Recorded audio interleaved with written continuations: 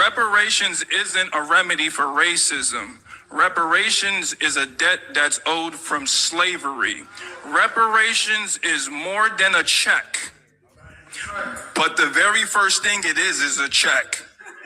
And that goes to the living descendant survivors of slavery here in what we now call the United States of America. So stop playing with our money and get us our money. So here's the thing. Y'all in trouble. Yesterday you had Al Green up here talking about we need a Secretary of Reconciliation, and then that's going to include what he said was reparations, which by the way wasn't reparations. Reparations is more than a check, but the very first thing it is a check. And come this year during the midterms and in 2028, if you don't have our check, you won't get no vote. No check, no vote. Yeah, I know that ain't what you want to hear, but that's what's happening. Yeah, who are you? Oh, all right, yeah, so like I was saying, I'm going to land my plane right there, but the Democrats are no better than the Republicans. No check, no vote. Your clients dream big. What it do? What it do? What it do? It's your host, Vino the Most, back for another classic in the book of the SG. Sorry about that. In Vino comments. In Vino comments today, we have the show. FBAs can't get reparations because of immigrants fraud schemes. FBAs can't get reparations because of the immigrant fraud scheme that's going on in America in 2026, to where we came across within America some good journalists. Matter of fact, wasn't even the news. It wasn't even the police. It was just good citizens from America that did a nice little investigation, and it's finding, well, the first one, we can say that the first one up in Minneapolis, it came up to, what was that, $30-something billion? $30-something billion that was found in fraud and Medicare, Medicaid up there in Minneapolis, Minnesota. The Somalians, foreigners, people that's not from America, people where they family don't have no history with America. They just got over here, I would say, within 100 years, not even 100 years. Most of the Somalians got over here in the 1990s, they say. After they had some type of little war over there, that's when the Somalians had ended up coming through in like the 1990s. Now, there's no money for black kids in school, no sports. They can't play but they can't pay the teachers. We don't have any other more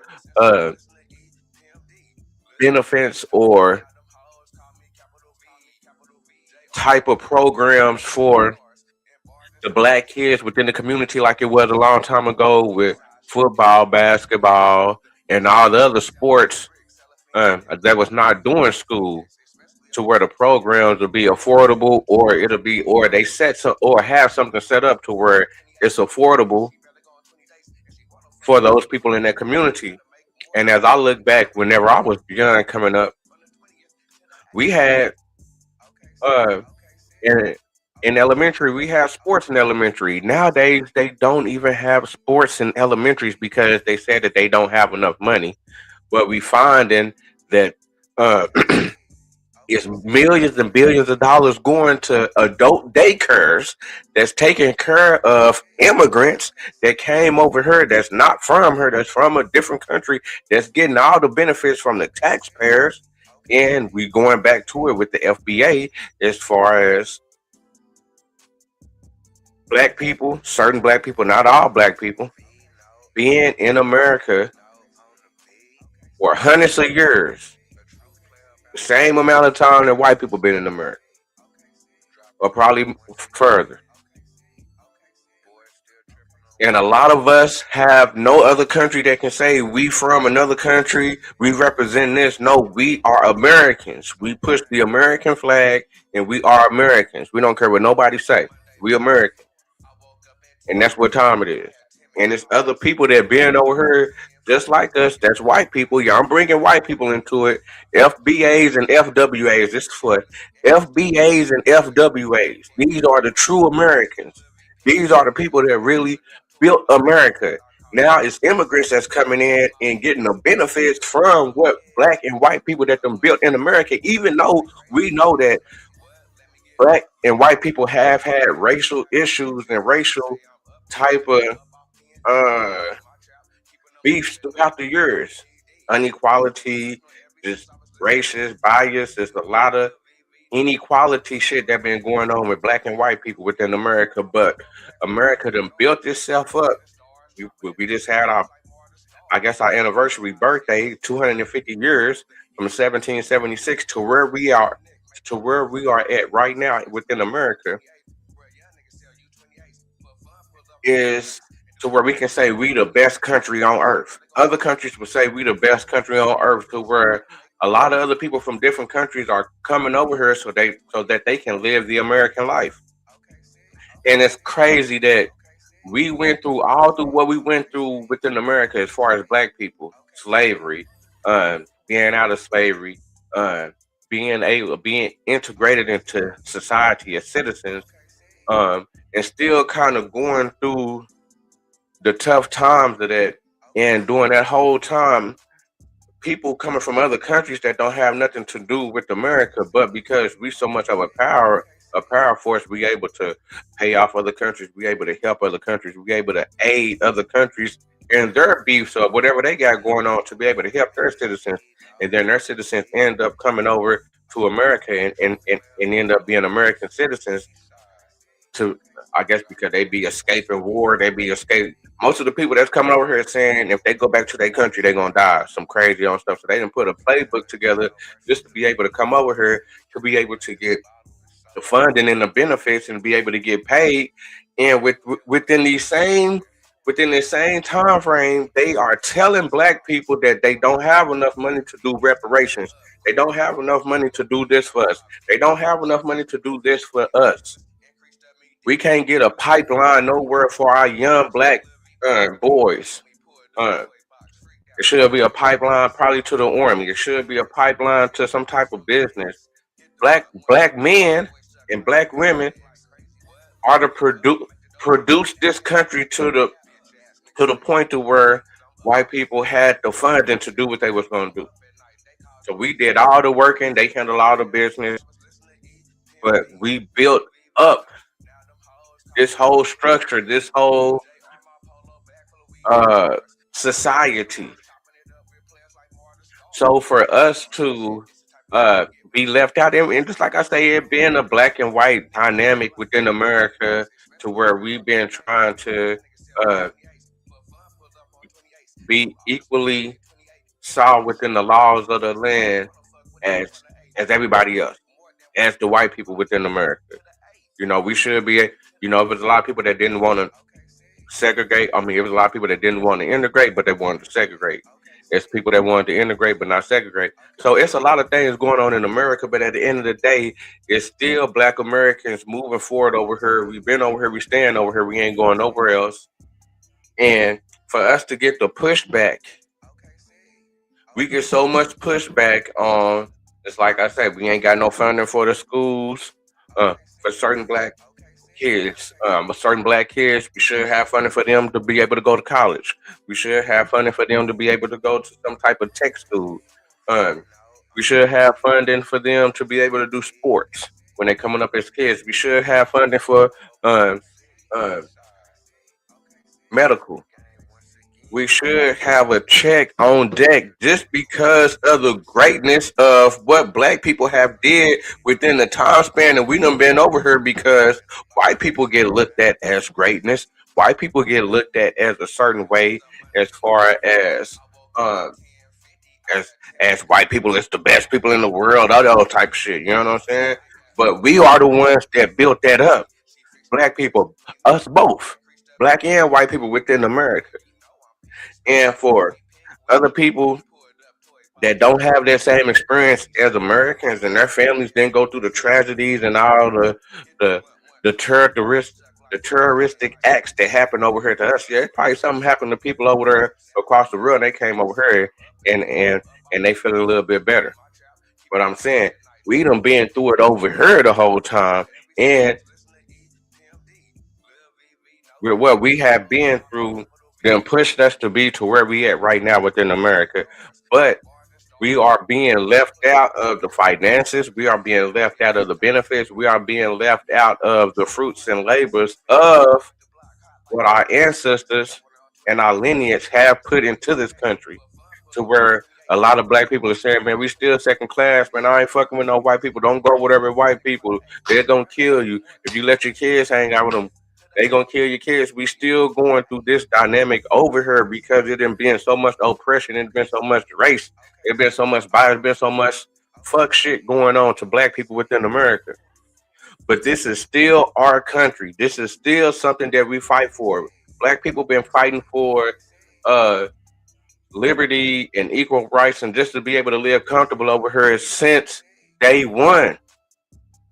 Since day one.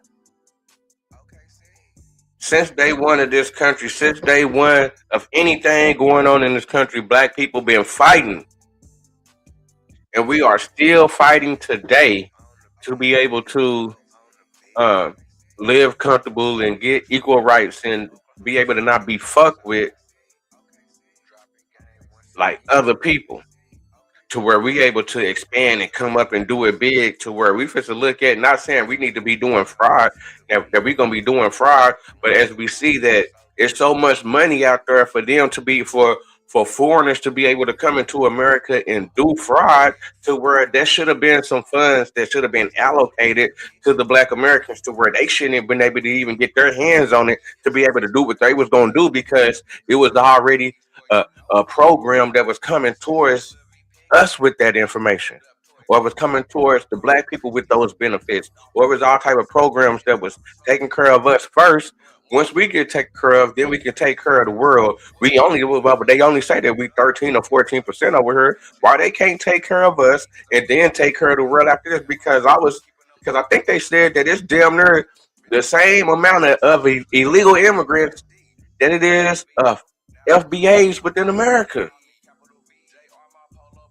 So how the hell did that happen if most of these illegal immigrants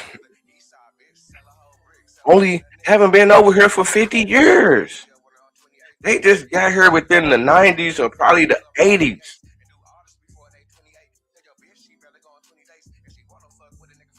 But they are the highest to receive uh, benefits. Well, they probably not the highest, but they are getting a significant amount of benefits that the taxpayers are putting in that could be going to a lot of black families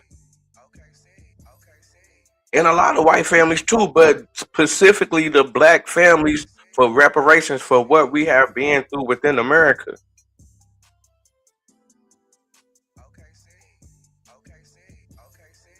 And a lot of my black Americans, a lot of my FBAs, a lot of my peoples are Democrats now. I'm not a Democrat no more. I grew up in a Democratic house.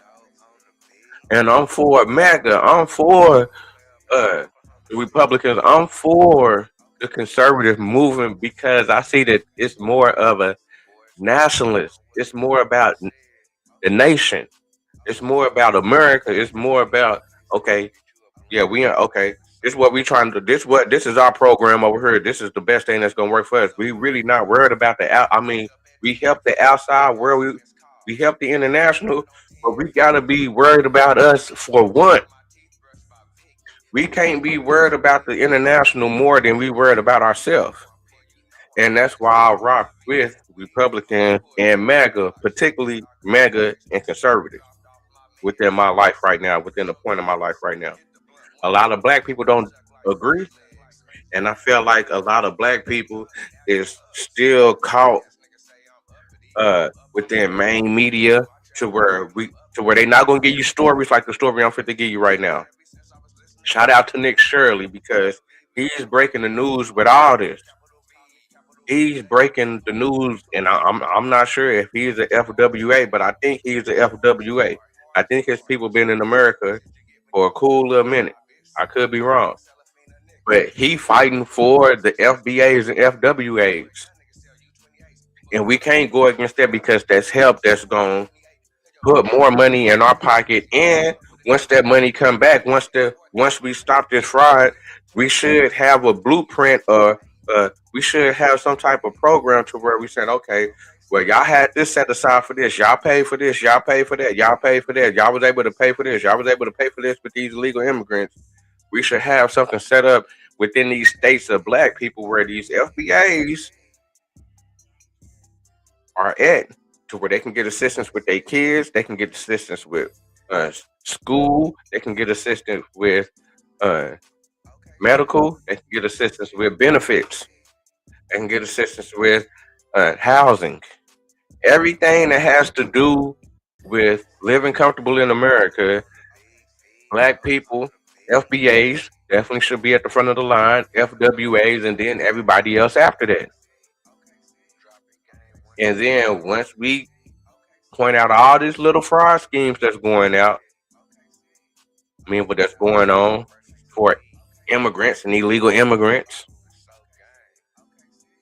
we should be able to put something together for the FBAs. A reparation package should be able to be put together for us with all these smart people that we have within the political realm, with all these smart people that study politics, with all these smart black people that study government, with all these smart black lawyers, with all these smart black people that think they know everything about this country. We need all that information. We need that fight to be able to get us our reparations that is just due.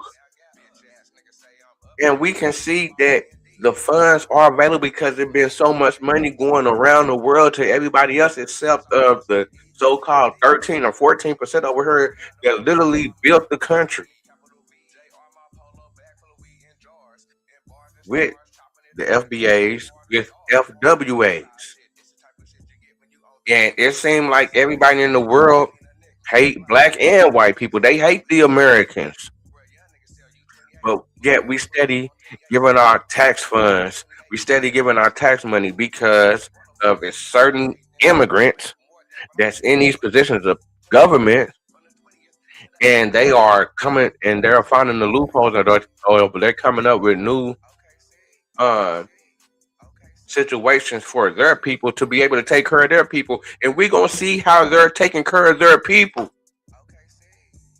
We gonna see how they're taking care of their people, but it's a problem for America to take care of their people. It's a problem for Americans to be Americans with FBAs and FWAs. It's a problem for Americans to put us first instead of the international. And I'm going to continue to shed light on situations like this. I'm going to continue to keep pointing out the dumb shit that's going on within America that's against America, but they in America and they taking the title, or they hiding behind a title of I'm a citizen, I'm an American too. That old crazy shit. I'm talking about people that just got over here in the 1900s. I'm talking about niggas. It's people that been over here since the 18 and the 1700s. This is for all the people that just got over here in the 1900s, man. You not like us, man. And then if you over here saying that if you ain't pushing for us, if you ain't like Donald Trump pushing mega, make America great again, and ain't worried about no other country, then it's all good. But if you worried about everybody else but us, you are in the way, and we coming for you. Because it's getting ridiculous at this point. And I think we're gonna have to show the world that we ain't playing. And I'm behind mega, I'm behind America, behind America nationalist. I'm a black American nationalist. Call me Ben. Call me Mr. Ben. Black American nationalist. Now we first to get to the show. Shout out to Nick Shirley. Or what do you do?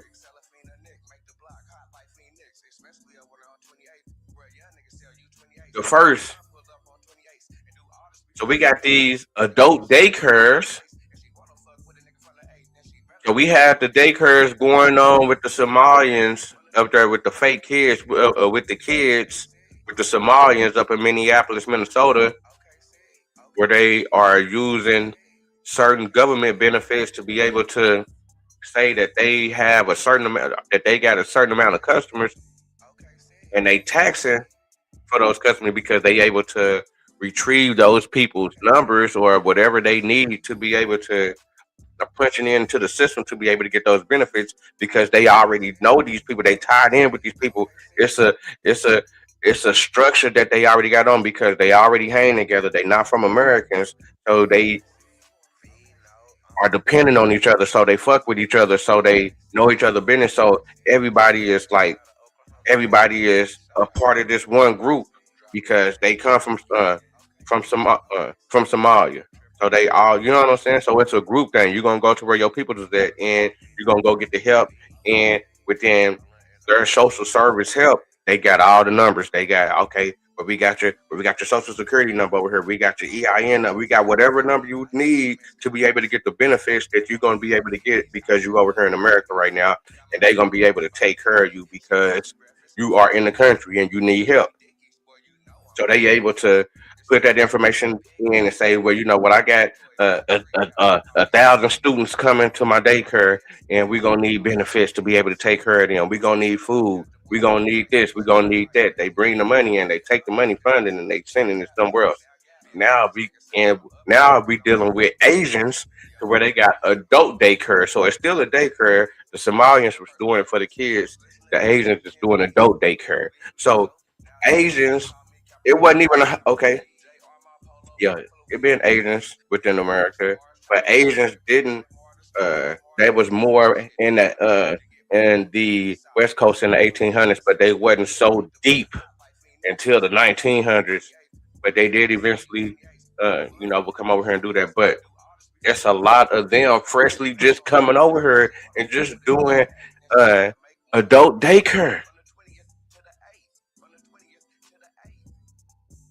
And just like I said with the Somalians, they are a group. They all work together. They all got they just like how you go in all the little towns and all the little cities. You got a little Chinatown over here where they got their restaurants, they got their stores, they got their church, they got their community. They function within that area. Everybody know each other. Everybody got and they got a social service structure set up to where okay, go do this, go do this, go do this, and you're gonna be able to be okay because this is what's going on with us over here. To where with us Black Americans over here, to where we done been through so much bullshit with white people over here. We we try to stay away from white people almost in a sense. So we don't go get the help. We don't go get the programs. We do our own thing. We end up mobbing. We end up living the street life, getting our money that way because we don't want to deal with the corporate or that side of America because it didn't been so much hate. It didn't been so much going on with us. It's a trust factor with us, with white people. So people try to come in and say, well, y'all not working good. It's a lot of stuff over here, but y'all not applying yourself because y'all don't know the history of us over here in America. Y'all just coming over here and saying, well, why y'all not doing this? Why y'all not doing that? Motherfucker, stay out of our business like that. You know what I'm saying? Why the fuck you over here anyway? You know what I'm saying? So, but let's get to that. But that's how motherfuckers try to shit on us over here to say, well, but y'all not doing nothing anyway. So why y'all hating on us? Because y'all part of the shit that's in the way. Now y'all, even though we've been going against the white people, now it's another thing. Now we got to go against y'all because y'all benefiting or y'all trying to come up with all say little shit like, well, y'all lazy. Y'all don't like to do nothing over here. Y'all whoop whoop whoop because of what's portrayed to the world about us over here. But the real story is this: that black people really built this country. Black people is the reason that it is a goddamn America. But now we got foreigners coming over here, and they're able to get the benefits because they able to come into the country because for some reason we just need them over here. For some reason, we need somebody to pick our food. For some reason, it's jobs over here that Americans don't want to work, and that's bullshit. We've been working American jobs forever. The reason that the country it is where it's at right now is because people is working these American jobs. And we have always worked these American jobs. There's going to always be some Americans there to work these jobs. But they put the front out there to be able to say, well, we need the immigrants. You know what I'm saying? We're trying to help them out. No, we need to help out the people that founded America and that made America to where it is right now, to where these illegal immigrants and immigrants are able to come get the funding, housing, medical benefits, and everything else that they're not able to get in their own country. Like $12.9 million on 7,000 patients, and you say there's not 7,000 patients. Are you committing fraud? Does this daycare pay you to come here? 여기. She just said yes. Here, 3 durable medical equipment companies were launched, and so we're wondering, like, where's the equipment at? Our tax dollars are paying for old people to do Tai Chi here inside of New York. So you might wonder, is that the best use of dollars, or are we better off paying for life-saving treatments in hospitals? One of the largest fraud schemes in America is taking place in New York City, as billions of dollars is being defrauded by organized Korean and Chinese mafias, along with other foreigners operating and stealing taxpayer dollars. They are using the elderly and the needy to bill the United States government billions of dollars at your expense. In the state of New York, government-funded personal assistance has become the #1 fastest growing industry in the state, going from $2.5 billion in 2019 to now nearly $12 billion in 2025. It is an industry full of fraudsters who have taken advantage of the system, and as New York City leads the state with funding and amount of providers, locations like Flushing, Queens have more than 70 adult daycares within just a few blocks. Some of these daycares receiving more than $40 million to watch the elderly play board games at the taxpayers' expense. And to see the fraud firsthand, we headed to an adult daycare who had received over 5. Now, why black people within America can't 44 million? Now, why black adults can't get this same type of program, or we can't get this same type of structure going on to where it's black people within America that got these type of so basically what we're saying that black people wasn't able to come up with this type of business. Only the foreigners are able to come up with this type of business. Like, come on, man. $40 million to watch the elderly play board games at the taxpayers' expense. And to see the fraud firsthand, we headed to an adult daycare who had received over $5 million, and they explained exactly how the fraud works and even led us to the main fraudsters in the area. Stay tuned, because you're going to be shocked to see what our tax dollars are being spent on. We're heading to One Stop Senior Daycare Center.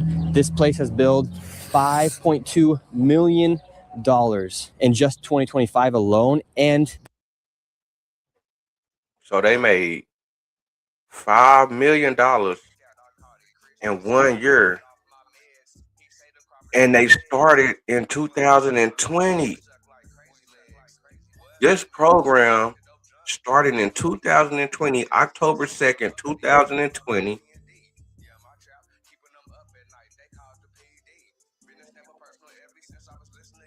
And they made 5.2 million in 2025. Last year, said that they averaged 276 patients per day. 276 people per day is coming through.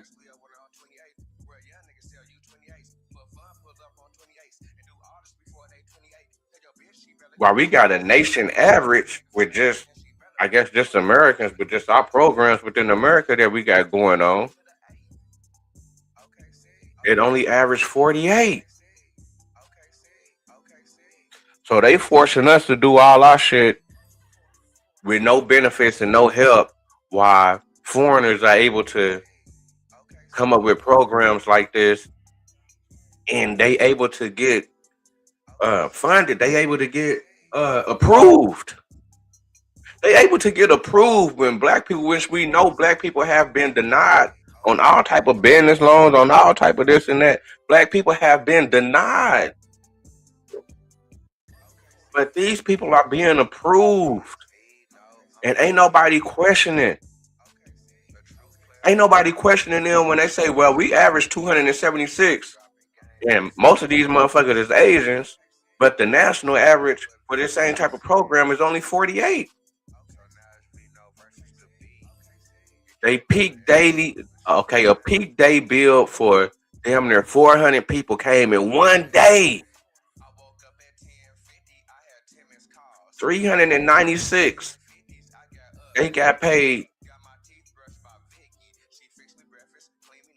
$28,320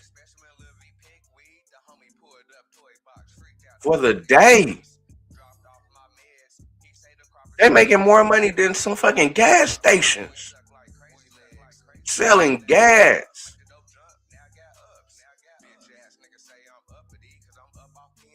No active investigation. But they coming to neighborhoods where niggas, they used to be coming to neighborhoods where niggas was just selling weed or selling a little bit of dope. It's a lot of niggas wiped out for trying to get some money, getting their own money with their own little product. Wasn't getting no funds from the government. Didn't because the government ain't even gonna give us the money.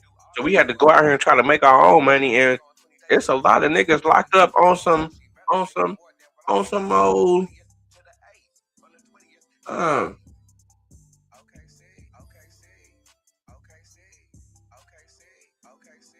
where they targeting us. But it ain't no targeting no foreigner people. These people ain't even from over here. We've been over here forever. So I guess since we've been over here forever, they always been bullying us. They always so-called been getting at us. So it's just a natural practice that everybody else, y'all can do everything, but we gonna keep on fucking with these niggas. Y'all can take billions of dollars, as long as these niggas ain't doing nothing. That's what it's seeming like. And I hope now, with all this fraud going on, with all this money that we seeing that could be freed up, that we seeing that could be going to us, I hope that the black people that are in those positions will speak more to our reparations and what we are due, because we see that they are giving it to other people if they okay, so I guess this is something that's systematic. This is a systematic problem towards black people, to where we don't get approved, we don't even get suggested to even start stuff like this. We can't even get no suggestions. We can't even get no thing going on to where the church ain't even came up with this program.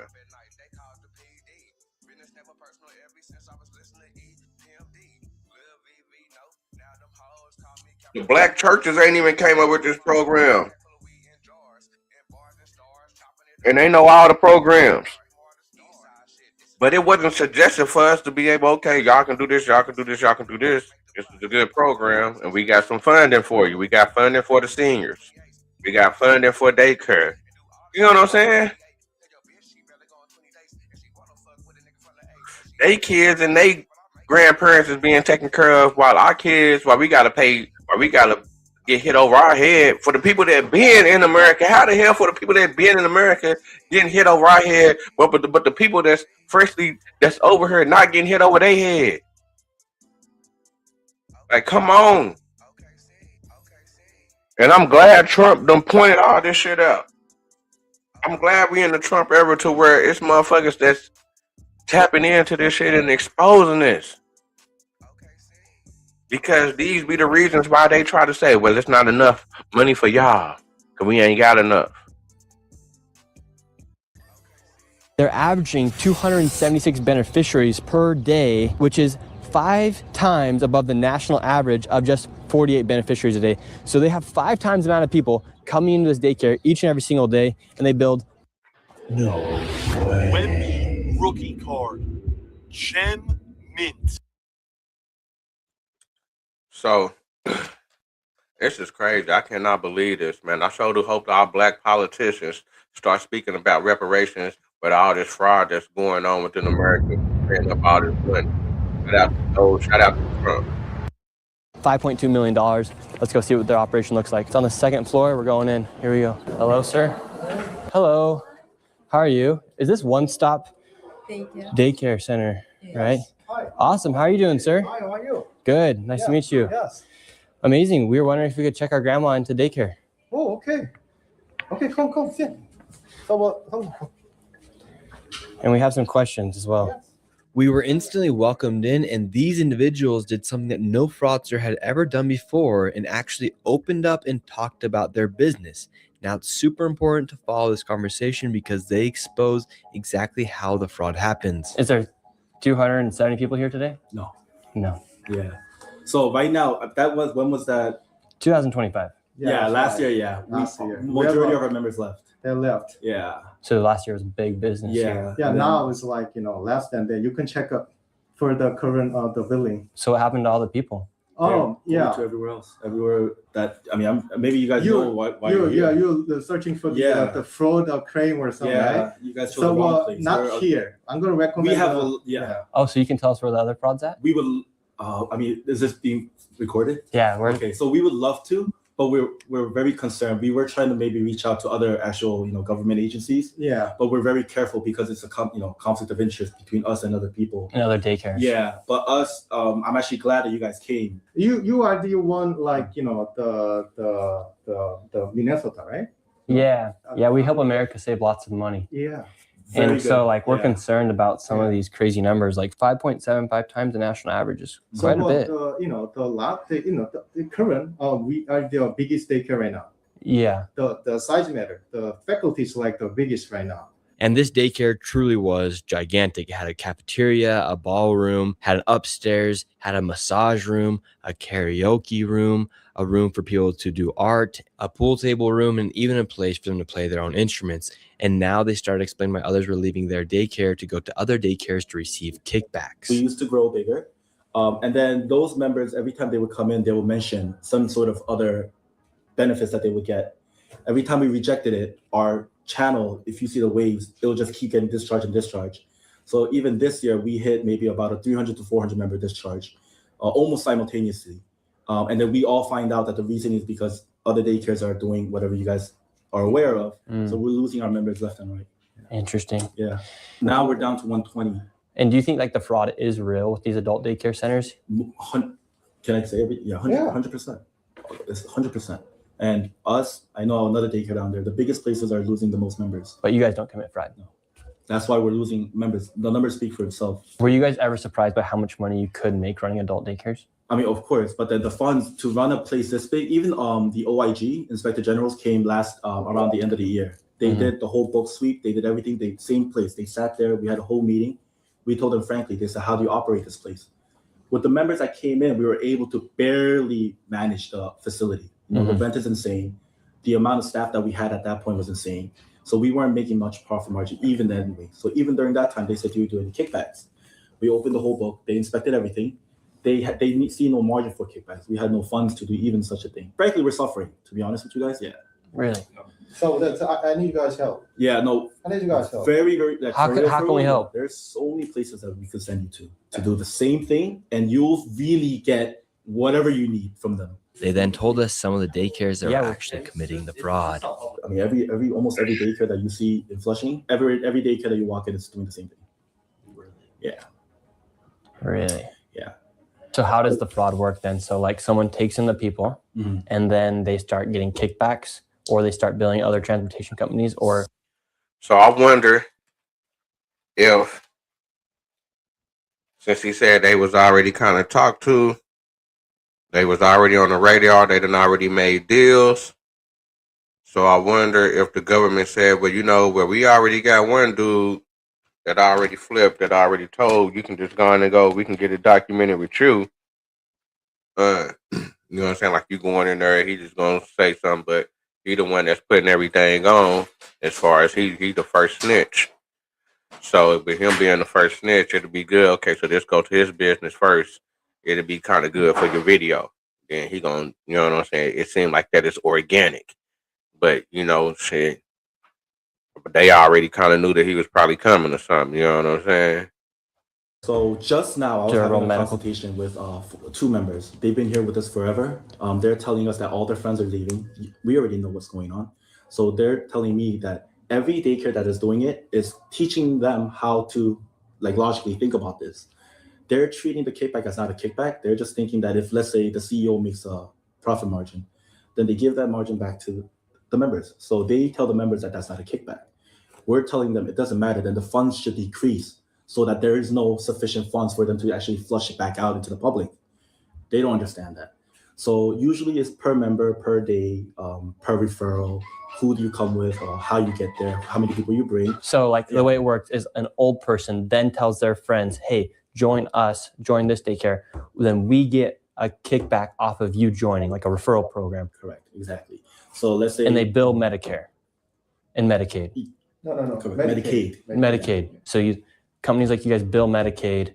And so then these old people are giving kickbacks from Medicaid money to So what the old people. Exactly. Is it a daycare that's giving the kickback for the referral? Correct. Or it's not Medicaid, it's the daycare giving the kickback. But with Medicaid's money. Medicaid money. Correct. And when the specific daycare bills something per member, then there's basically deals that's going on between them two.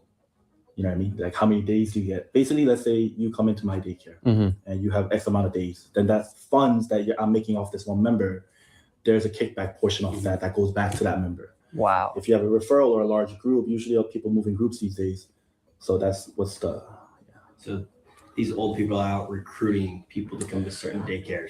Members themselves, friends, people that's all about money. Previous business owners that retired, even the daycare itself, they have staff in there, or stuff like that. It's wow. The whole as an owner side of that, I can say that's why I want to close the business at this moment, because I cannot compete them like money. I cannot do that. So yeah. Were you guys ever doing that? No. We then left and headed to the #1 daycare in the area that's received over $44 million over the past few years. And this is how much money they received this year. We're outside of Sunrise Senior Service.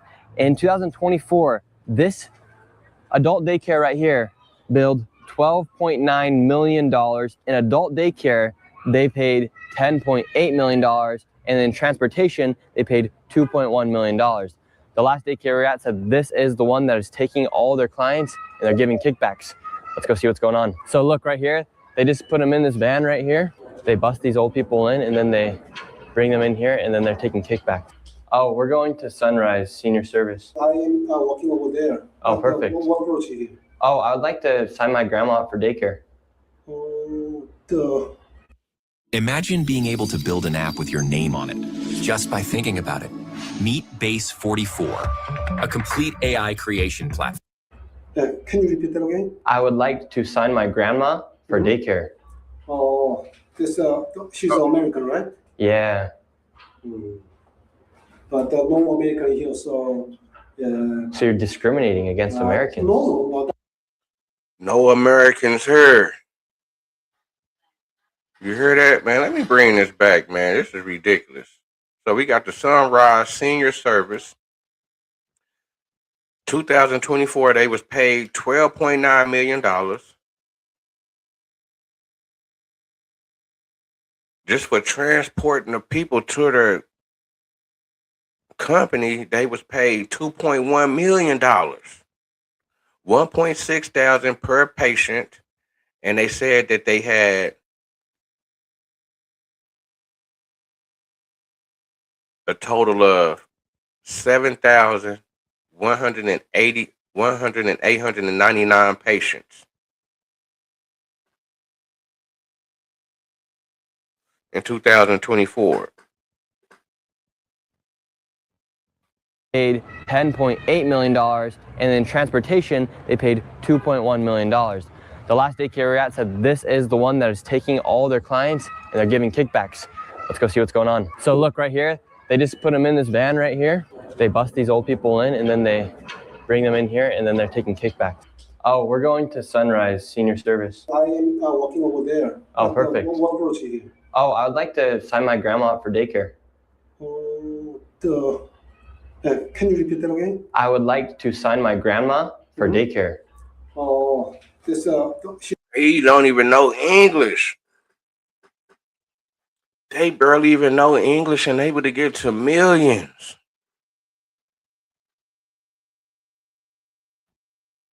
she's American, right? Yeah. Daycare. Oh, this she's American, right? Yeah. Damn, we can't let you see the look.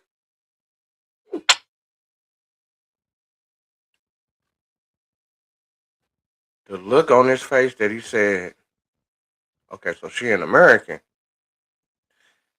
Nigga, we in New York, America right now. They in New York City, New York, America. And that's her response. But no American here, so yeah. So you're discriminating against Americans? No American here, so I don't know if we can help you because it ain't no Americans here. Even though you in America, but it ain't no Americans here, so I don't know if we can help.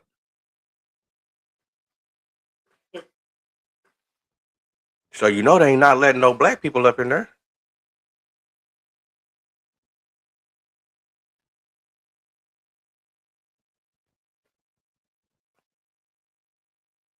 So you know they not letting no black people up in there. They not letting no white people up there. You definitely know they not letting no black people up in there. Once we go into these buildings, it ain't gonna be no black people up within they shit, man. No American here, so yeah. So you're discriminating against Americans? No, that is no discrimination. But yeah, only Koreans here, so I think she cannot get along. Only Koreans here, so I don't think that she will be able to get along. It's only Koreans that's gonna be occupying this.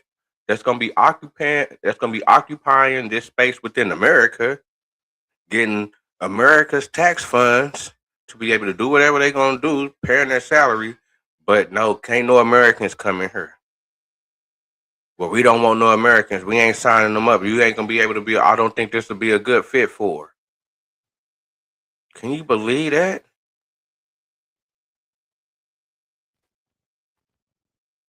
But yeah, only Koreans here, so I think she cannot get along with other people because they cannot speak English. Oh, she speaks Korean. Oh, so they're not gonna be able to speak to her, so they're not gonna be able to get along. Even though they in America, they don't want to embrace Americans. They don't want to be a part of the American culture. They don't want to simulate.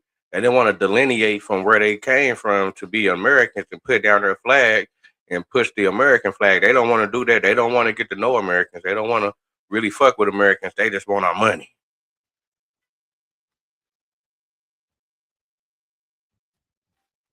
With other people because they cannot speak English. Oh, she speaks Korean. Oh, that's American? Yeah, American that speaks Korean. American, Korean American? Yeah. Oh, that's right. Okay, then no problem. Okay. Yeah. Her name's Debbie. Debbie. Okay, so she had to be in a Korean American. She had to have some type of Korean mixed within her. She can't just be no American and just popping up in her. Now you gotta be mixed. Even if you speak Korean. You're not Korean. But if you mix one of your daddy or your mama Korean, okay, then we're gonna let you in. Come on now. You can't do that in America. Yeah, she wants to come and play games with the old people. Oh, yeah, she will be here? Yeah, yeah. We're thinking about bringing her here. Oh, when? Not yet.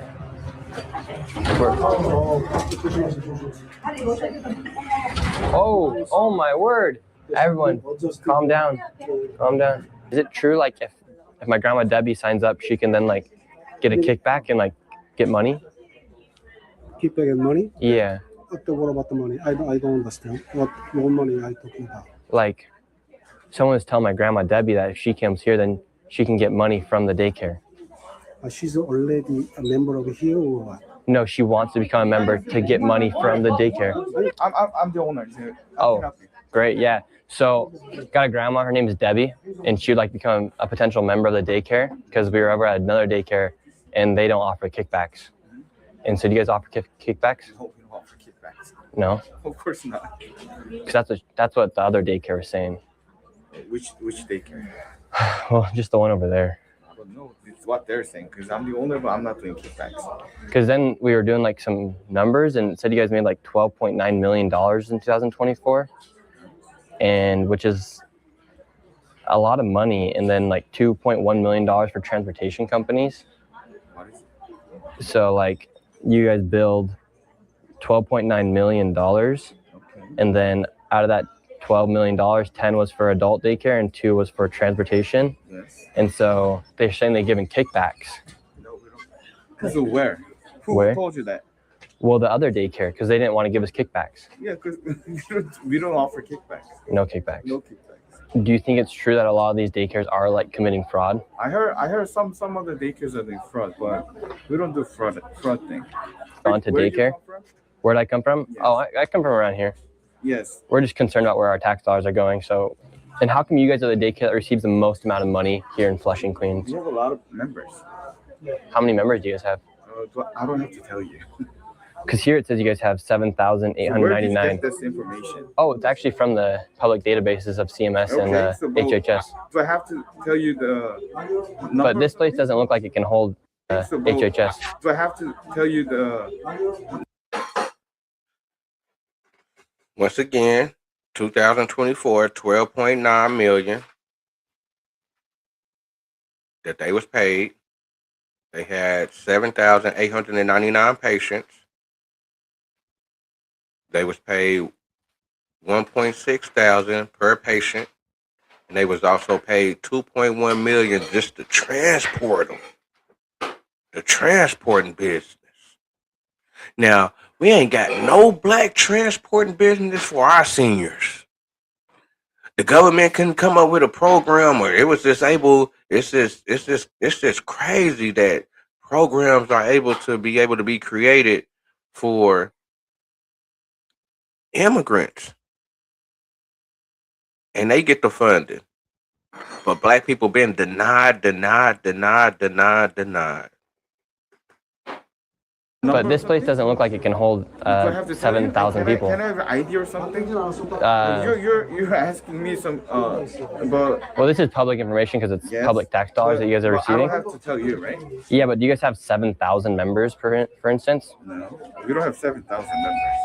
Okay, well, that's what it says. You have 7,899 in 2024, and then so that's not true.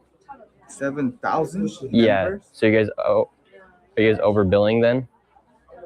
Because you guys are getting paid per patient $1,600, and that's how you guys got $12.9 million in 2024. I don't know how they calculate, but I don't remember. I don't remember all the numbers. But did you have 7,000? I think you'd remember if you had. No, I don't. We don't have 7,000 members. So how come you guys billed for 7,000 people then? Do I have to tell you? Well, you like $12.9 million on 7,000 patients, and you said there's not 7,000 patients. Are you committing fraud? Like, are these numbers wrong? Please, sir. $12.9 million? That's a lot of money. I get you hard, but that's about it. I help you get hard physically and help promote arousal mentally. I'm the total package for your package. I use one ingredient that could take... Leave. 12.9 million. All right, we will leave. You could have just answered the questions. Now, I said I don't want to. Now people are going to be wondering if you committed fraud. I don't want to, but why you keep asking me? I said I don't want to tell you the information. Well, and why? These are taxpayer dollars, so... So what? So I don't have to tell you the... We're sick of people... So what? This is the tax. They don't give a fuck about America. They from something. These niggas is Koreans. They not Americans at heart. They are fraudsters. They are criminals.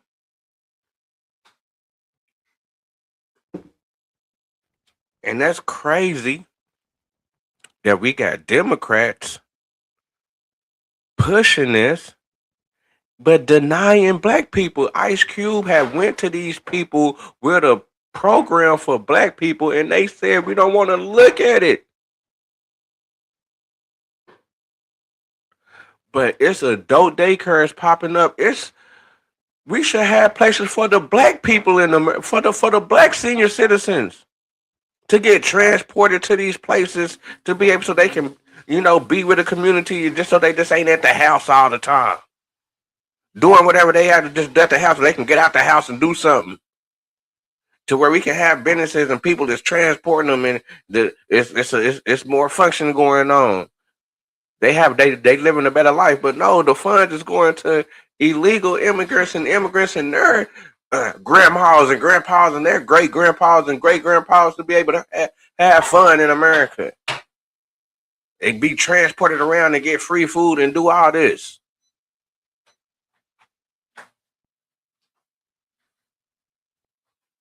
And ain't nobody looking at none of that, but motherfuckers looking at young black females trying to kick them off housing because something ain't right with the house. Oh, it's some paint missing. Oh, the fan don't work. Now they want to kick the black girl out the house, but they letting this fraud go on by the millions. But these niggas not doing no investigation on them. The people that's going through this, going to go see them, not doing investigations. But the little motherfuckers fucking with black people, they got to start an investigation. And then I guess I understand that's what Domo and them be talking about, where they say, okay, it's systematic to where we see black people being left out or things being done to where it's like it's not right. And black people kind of get caught up within that. And for him to say, so they got this is all taxpayer money, all taxpayer money. Frauding our taxes. This guy received $12.9 million, and right here it says they had 7,899 patients. We then left, and the same guy came downstairs. So we just ran the numbers, and once again we did the math. $12.9 million divided by 7,899, $1.6 thousand per patient, and literally would have been impossible to have 7,000. That's like a small concert. You realize that, right? This money comes straight from Medicaid. Yes. Sir, so you technically have a small concert, an arena full of people up in there. I don't have to tell you that. That's how much you guys are billing billing people for. Just go for other daycare. You realize how impossible that is, right? You realize that's literally impossible to have 7.8 thousand people inside of your daycare. You're billing, you receive $12.9 million in 2024. And I'm telling you, stop threatening me. I'm telling you, stop committing fraud. Now we threatening him because we asking him what we're seeing in public information. Anybody can go see this information. Any black person, a white person, any FBA or FWA can go see this information. And now he's saying that we harassing him because we are questioning about the numbers that we're seeing from the information. But that's crazy that the people that's supposed to be watching over this ain't questioning it. Everybody in America, who is the people that's getting these jobs?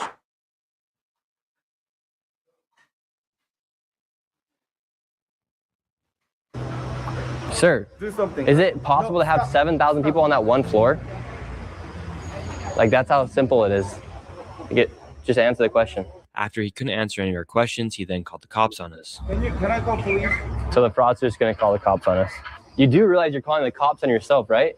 So this is how the operation works. They bring them in through the transportation company. They bring them in right through this door into this adult daycare, and then they bill Medicaid. 7,000 people are supposed to fit on that second floor right there. 7,000 people is the size of a small arena. You realize you just called the cops on yourself, right, for committing fraud? Well, I did. $12.9 million, 7,000 patients are nowhere to be seen. Dude just snitched on himself. Hello, ma'am. How are you? Does this daycare give kickbacks? Does this daycare pay you to come here? Yogi. She just said yes. She just said yeah. She said yeah. God bless you. I love your shirt, USA. She just said they get kickbacks. She said yeah. Whatever with her then.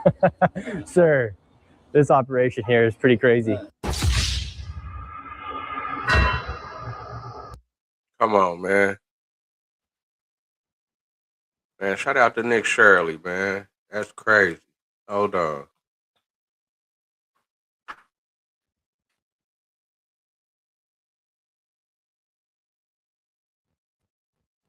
That's crazy. I gotta bring that back. Well, I did. $12.9 million, 7,000 patients. They're nowhere to be seen. Dude just snitched on himself. Hello, ma'am. How are you? Does this daycare give kickbacks? Does this daycare pay you to come here? 여기 She just said yes. She just said yeah. She said yeah. God bless you. I love your shirt, USA. She just said they get kickbacks. She said yeah. Whatever with her then. Sir, this operation here is pretty crazy.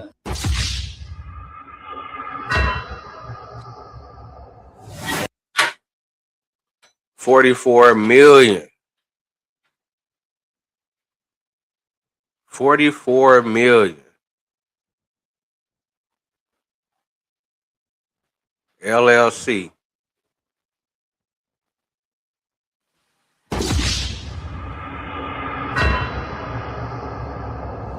As we left the daycare, one of the patients wanted us to take a photo of herself. Wow, looks so fancy. You going to daycare? I like welding because if you do a good job and you work hard at it, it is very rewarding, and the money isn't that either. You know, you can travel anywhere you want. Yeah, you're going to daycare at Sunrise? You go to Sunrise? Man, she look like she in good shape. Look like she like good peoples. Like she don't need no assistance at all. There's a whole bunch of black people that need some assistance, man. We've been going through it over here with all type of racist ass shit. We need psychological help. It's a lot of black people that done got on drugs, programs. Come on, man. Y'all ain't got nothing for us, but y'all got all this for them?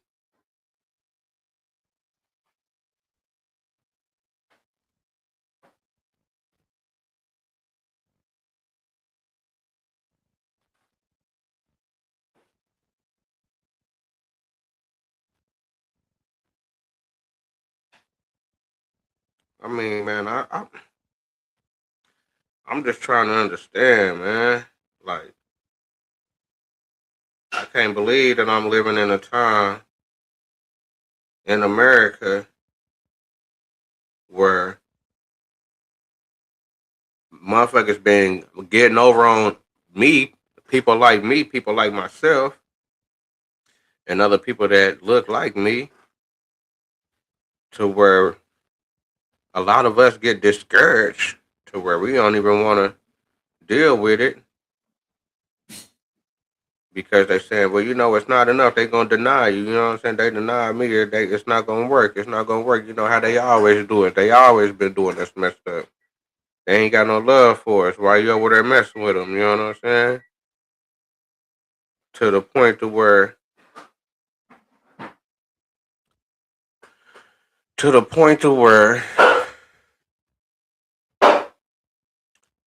you know, we end up not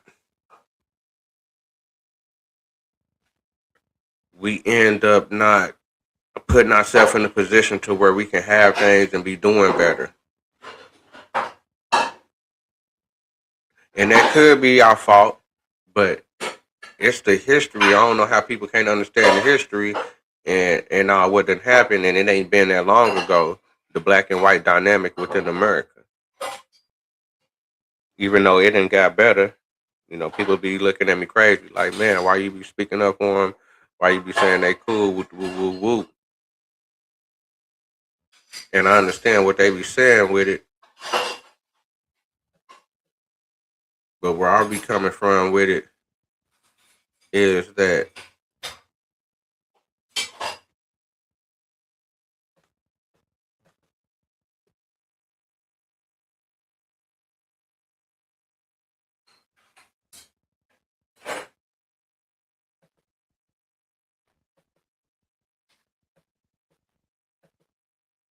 what I be saying is it's a big difference if we hear about the stories from way back then. If we hear about the stories from way back then compared to how we living today, it's black and white. It's black and white. It's day and night. It's complete opposite, right? Because we do get equal rights. I feel like that even though it's still some pockets within America where, you know, I guess you would say, you know, black or white people don't fuck with black people, and you know, but they'll do something to you. You know what I'm saying? But it's not a majority. It's not. It's not a majority. It's. I don't think it's the majority like it was a long time ago. I could be tripping. I could be doing too much, but I don't think I'm doing too much. But with that being said,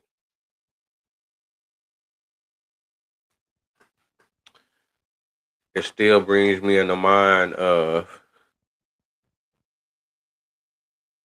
how did we get to this point within America to where in 2026 they saying where we can't have reparations. Um, you know, the kids in elementary can't have sports because it's not enough money. We don't have it's not enough jobs. They're not paying enough for the teachers.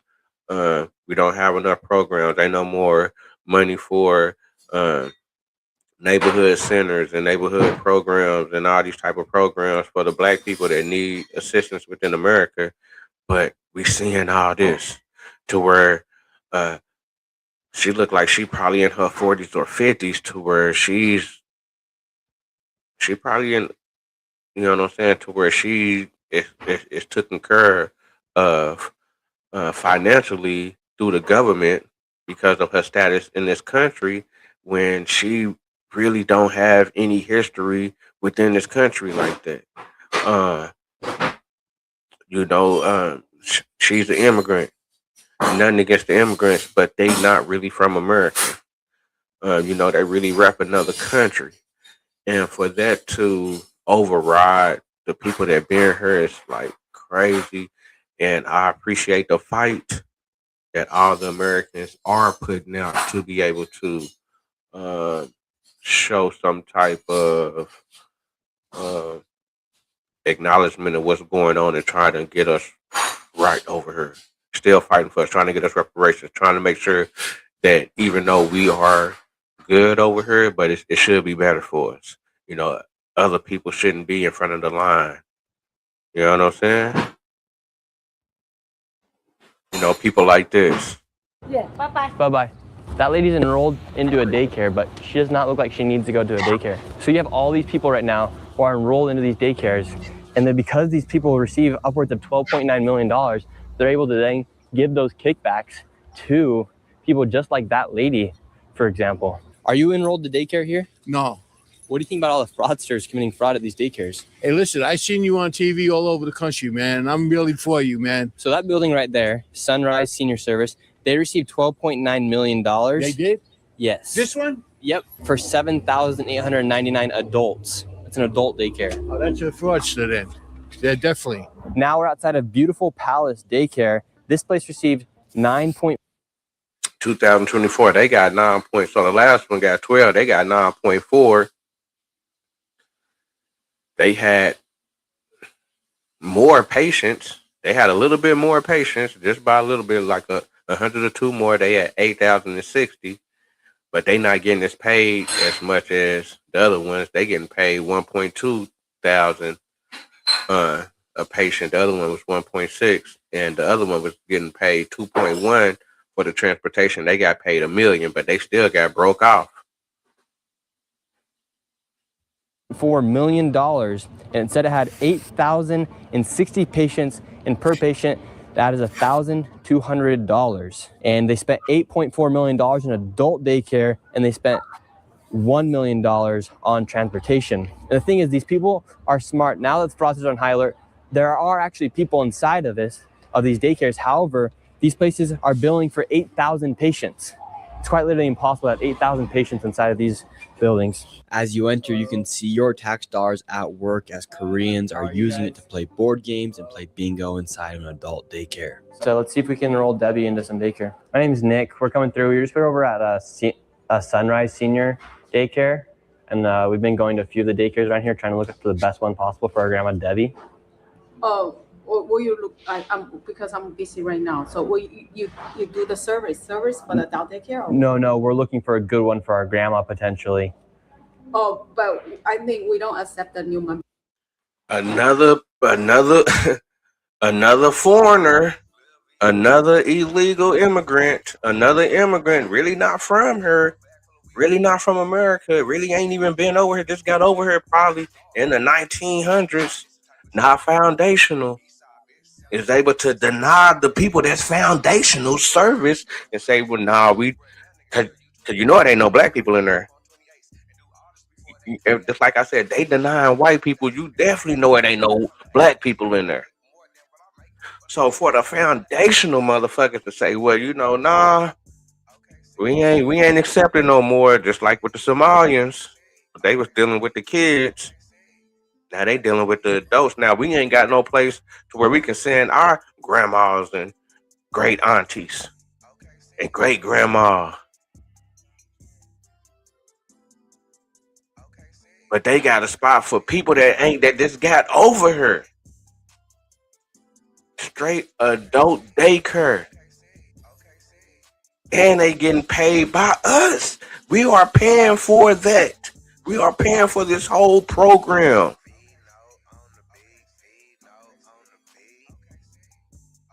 This is crazy. And for them to say, well, you know, we got to do a study about reparations.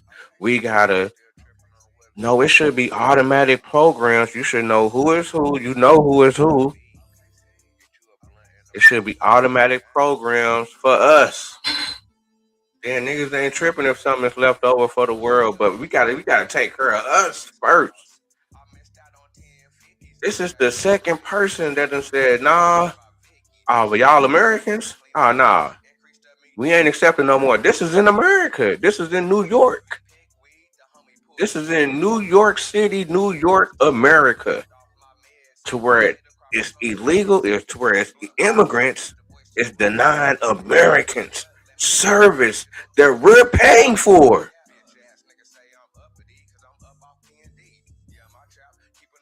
Right. No members? Why not? Yeah, yes, because we have enough. Yes. How many do you guys have? It says you guys have 8,000 patients. Because we have enough people. Here. No. Around 8,000? No, who say that? In 2024, they made 9.4 million. They said that they had 8.6. 8,060 patients. That's what they said. That's just because they got the numbers of those people. They got the people. They know the people number. It's the community. It's Chinatown. It's Asia Town or whatever town. They stick together. They all need to be deported.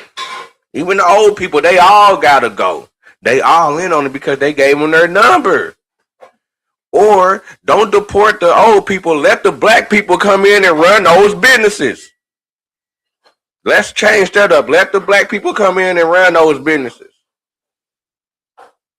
The transporters, let us have, okay, they can stay as long as the black people can have those same businesses. We keep the same patients. We keep the same, yeah. But that's us now. That's the only way they can stay. HHS? Yeah, we're looking for potential places for our grandma that aren't fraudulent. If you're looking for your potential. Because this comes from the public HHS Medicaid provider spending data set. We don't have that one.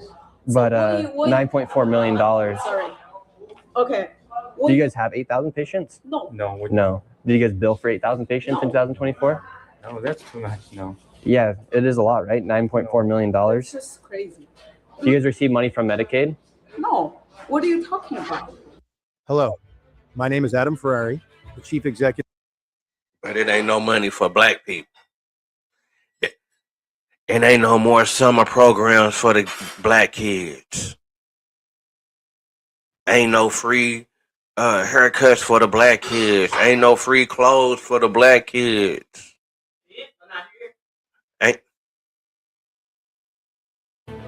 We are now right alongside. No, so this is all self-funded by the We're doing elders? the inspection right now for the insurance company. So if you have any questions, you have the bad. I'm so sorry about So that. do you guys not receive money from Medicaid then?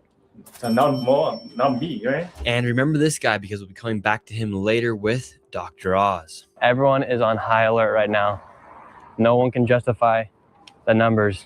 As we're leaving now these locations, they're calling everyone. It's alleged that this has ties with potentially the Chinese mafia, and a lot of this money is being funneled, and no one really knows exactly.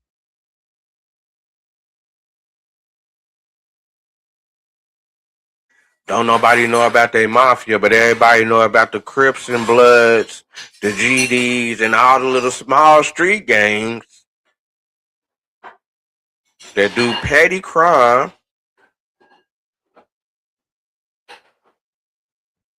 but there's no investigations on immigrants. They more worried about the internal than the outside.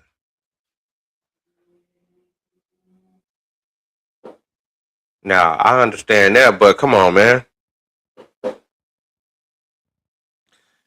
This is treasonous towards black people and towards the foundational people of America.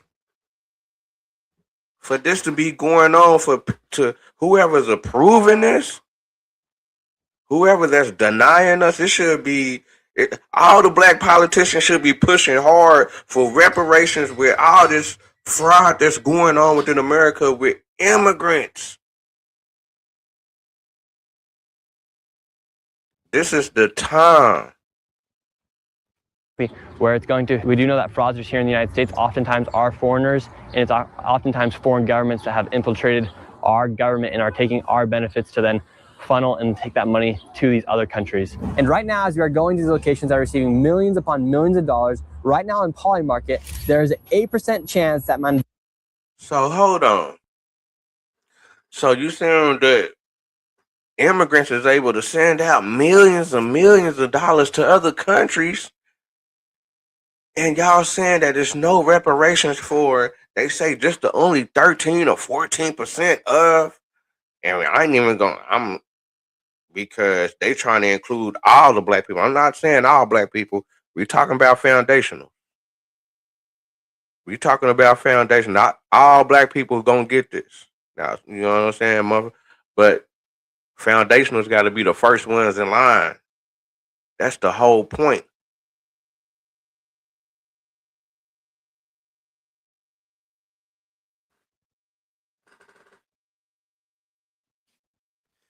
And for people that just got over here within the 1900s, I would say 1980, is able to funnel millions to where their kids is able to funnel millions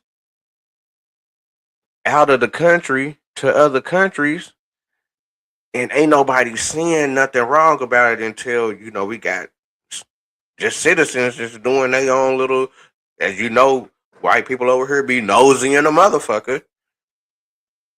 They done got in these people's business, not the news, just regular citizens done got into some real business and saying, hold on. This is ridiculous. This is fraud. Who the people that's looking over this ain't caught this? How the people that's looking over this ain't caught this? But they catching everything that the Americans is doing. Dami, the mayor of New York City, will pass the 2% millionaire tax before 2027. All these people that are becoming newfound millionaires, if it passes, are gonna have to start paying an extra 2% on their taxes as well. Kind of interesting perspective. We're outside of Hiroshima Adult Daycare. This place in 2025, it made $7. Come on. They just started in 2024.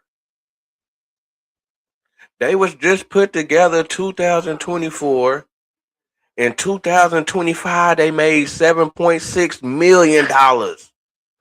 Adult daycare.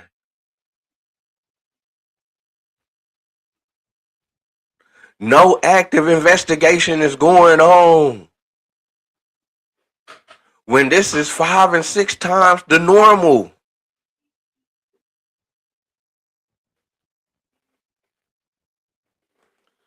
I'm glad for the administration that's going on right now, because we are able to expose the government, the deep state, we are able to see the funding to where now we can argue and say, no, there is money available for black people in America. We are seeing the money that y'all are giving to everybody else that ain't doing us no good. These are old people that's in there playing bingo, practicing Tai Chi, when this could be going to the grandmas, great grandmas, great aunties, to where they can go do what they need to do.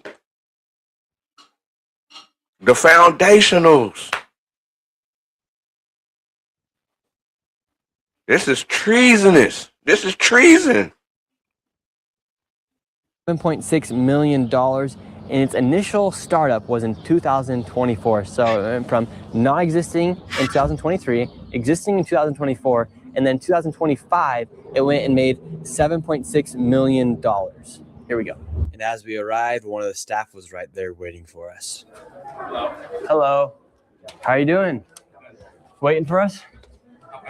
Yeah, nice to meet you, sir. Yeah, is this Hyroseam? Adult daycare?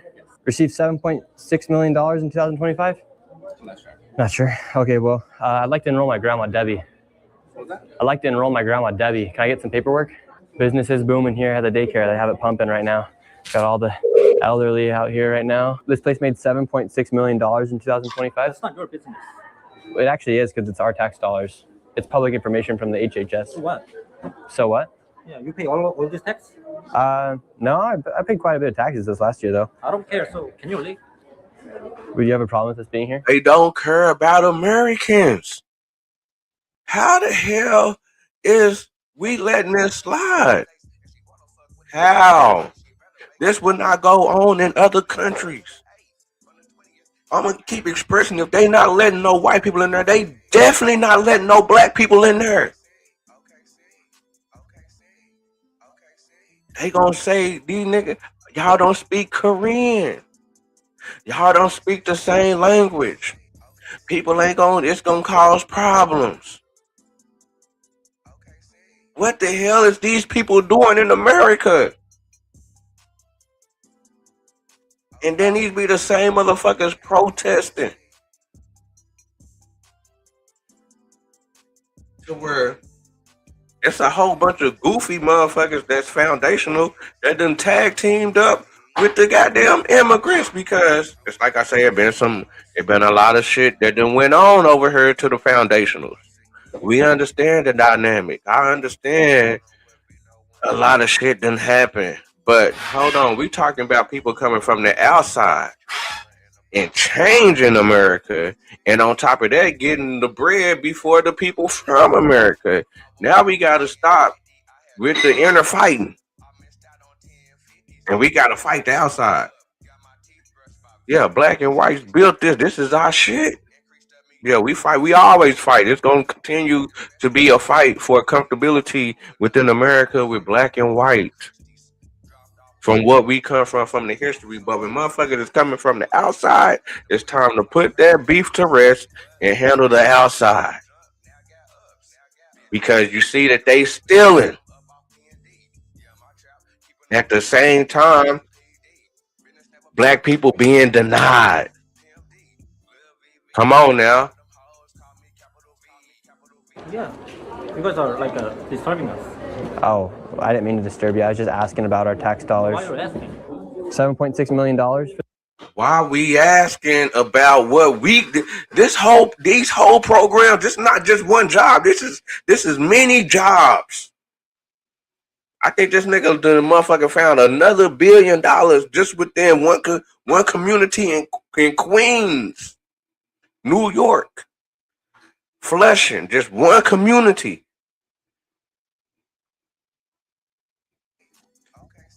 That the taxpayers are paying.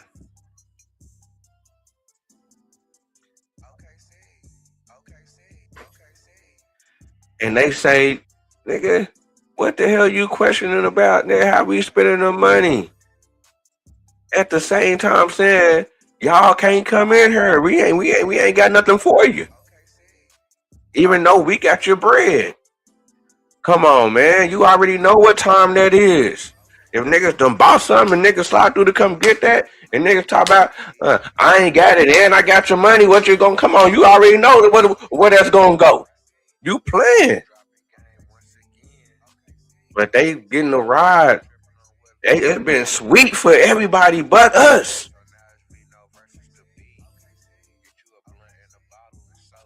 Where's the black politicians? This is crazy. I guess I need to be the goddamn black politician. This daycare, New York Medicaid, adult daycare payments from CMS. We're just asking questions about the numbers, sir. Asking what's going on with you. We seeing y'all doing something. Can our grandma come over here and function with y'all? So y'all got a good program going on. Y'all don't even want to talk to us. We're just asking questions about the numbers, sir. But if you don't want to answer, it's all right. So you can just imagine if some black people went in there. You can just imagine what's going to happen to black foundational Americans. If they go in there, you already know what's going to happen.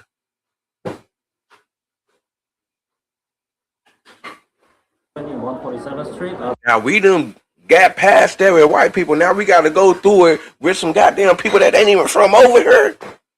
We done got past the shit with white people. Now they done soften up. Now we can go into the restaurant. It's all good. We can go everywhere where they at. It's all good. We got equal. We can go everywhere. But now we can't go in these facilities that we paying for that's ran by immigrants. Now we got to deal with immigrant racists towards Americans.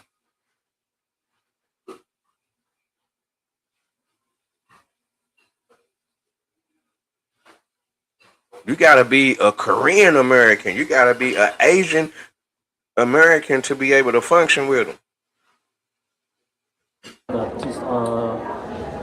Three white guys are here and they are not living. They are discouraged. Three white guys are here and they're not leaving. Sound like three black guys. Now Americans are being discriminated within Americans for questioning foreigners what they're doing with American money. And it's public information. It ain't like it's private. We just saying like some private information. No, this is public information. And you in our neighborhood, so it's like, damn, hold on, you got this. That's just like motherfucking to start a little goddamn daycare center in a black neighborhood and shit, or historically black neighborhood or whatever. You know how these niggas come in with their little stores and shit. So you niggas can start their little daycare center by their little store and shit. And but they deny niggas to be up in there. Like, nigga, hold on, nigga, what you talking about? Nigga, we paying the taxes, nigga. We seeing, nigga, y'all had this many patients. Matter of fact, nigga, I don't be seeing no people come through like that over here. The hell y'all got going on? And y'all denying us?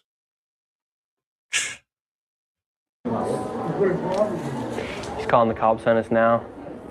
We're just asking numbers about the public information. The reason why we're asking these questions is because this is tax dollars. This is New York Medicaid that people pay taxes into, $7.6 million. And I think people are just curious, where is this money going and how's it being spent? Did you guys talk with Medicaid at all? Well, this is Medicaid. This comes straight from their numbers. Yeah, did you talk with them? We're curious about what the money's going to, so we're going straight to the source. And if there's nothing to hide, I don't know why you guys just can't answer the questions. I just don't feel a reason why we need to answer. And now we're not saying exactly that all these businesses are fraud. However, we are showing you where our tax dollars are going. And when these people do receive $7.6 million, we're just simply asking, why do you guys need that money? And they can't answer any of the questions. It does make you speculate a few things. Now we are speculative about the fraud on this daycare. However, we then talked to one of the transportation leads. If these was niggas, if these was, let's say, street gangs of America, then put these programs together for their people within their community. They got the daycare center, they got the adult care center, they got the transport. They doing their thing for their community. But they done it's some funny thing going on with the numbers. It would have been a blitz. It would have been federal. It wouldn't have been nobody have to come from the outside. They would have came in on their own, just sneaking and geeking.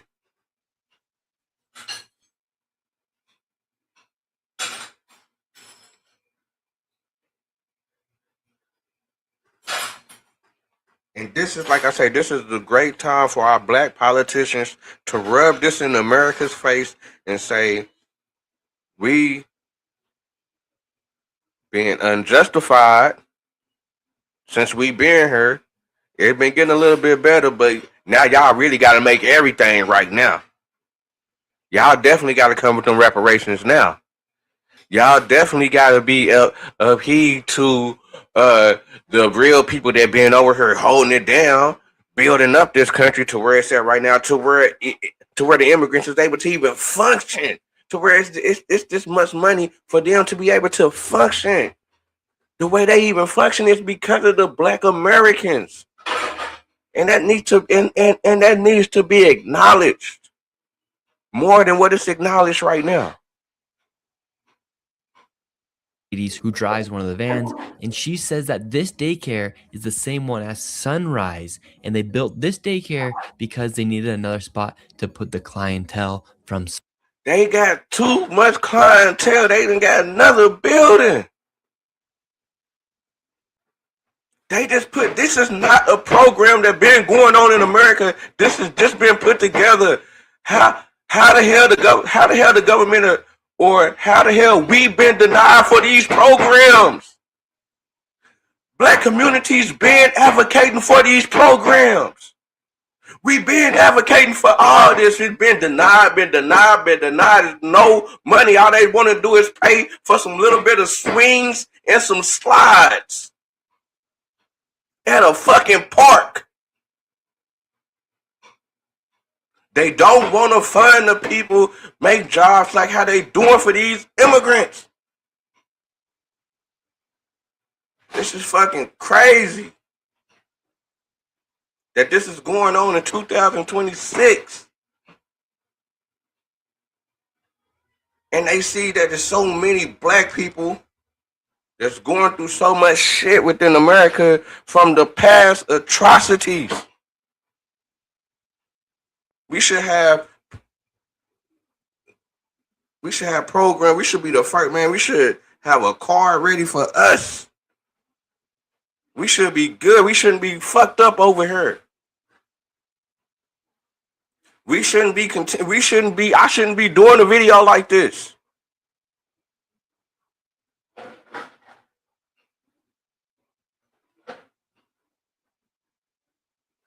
To where these people can come over here and start these programs. Now let me try. I'm finna try to start a goddamn adult daycare center. I'm finna look into this shit. Not to do what they're doing, but to be able to have something for my peoples.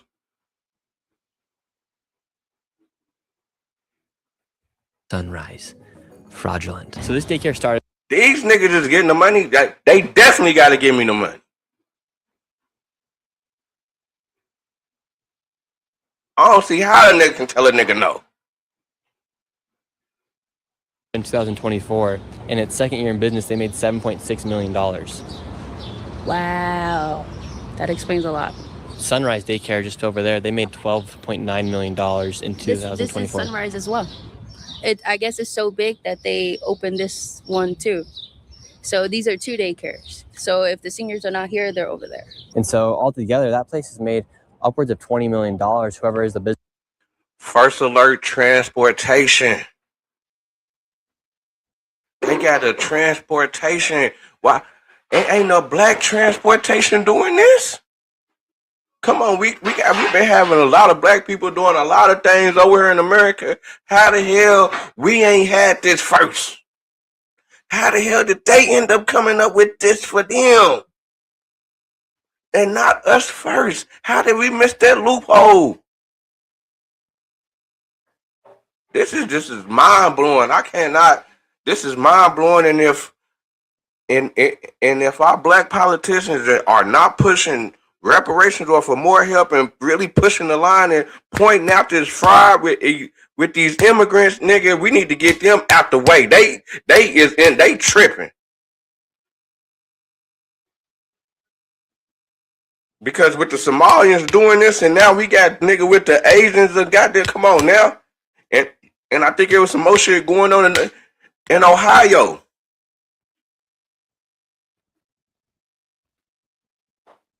How the hell these niggas is averaging up in the 200s and something a day when we only averaging, when the programs that America is running only at 50 people.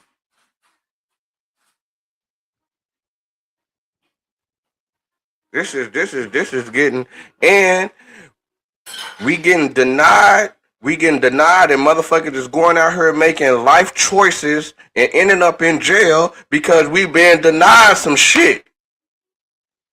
Niggas is making choices because motherfuckers done been denied true foundation Americans, and we go out and do some shit. Now we locked up, and now the immigrants is getting our funding that the nigga that denied us for.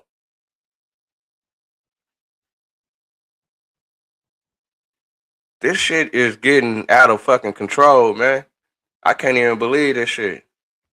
Owner of Hydroseam and Sunrise Adult Daycare, whether that's one person or a part. $61 million, and they just put this program together not too long. This is not even a 10-year program.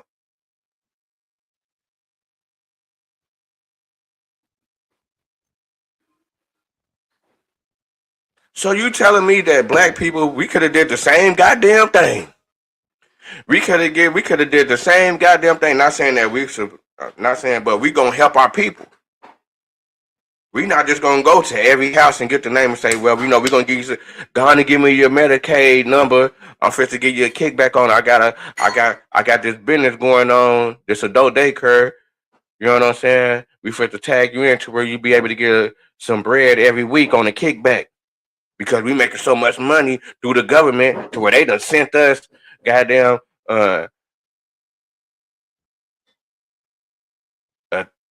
so much money for each patient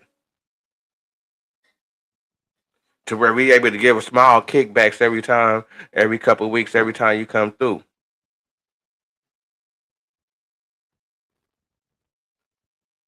Get all the older black people and the older black people the Medicare information at the church. Come on now.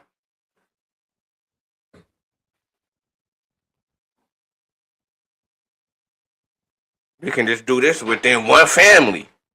You know how the family unions be super duper. We can do this within one family and just be doing just the one and the friend. Come on now, this shit can come on, but it could be a real program that's helpful. But a lot of times niggas been denied business loans, niggas been denied this and that. We've been denied. When we send in proposals to the government, we sending in, we writing grants, we writing up shit that's getting denied. For these bitch ass niggas to come in here, not from here, and get it, this shit is stupid as hell. Partner, that's a lot of money within just this one block. That's about $20 million. Now we're outside of B&B. One block. One block, 20 mil with immigrants. Just like I said, deport the people that, the masterminds. If these old people still want to stay here, these businesses need to be ran by black people. The transportations, everything, all the inside, everything need to be black people up in there. It needs to be some Americans up in there, motherfucker, working at all these goddamn facilities. Fuck that. Adult daycare. This location made $5.5 million. Come on. They just put it together in 2020. It ain't even been 10 years. What? 2025, they made 5.5 million. They saying that they They saying that they average 241 people a day. The most they ever had in one day was 348. They got paid $27,000 for that one day. 5 times the national daily average. Look at that. No active investigation, though. There's no active investigation, though. But we got young black females that's getting their housing took because there's something wrong with their house. It didn't pass the inspection. So now they is up out of housing. They family been in housing forever. Now they out of housing because it's a crack over here, it's a crack over there. The kids done did too much. But these niggas is coming over here doing this?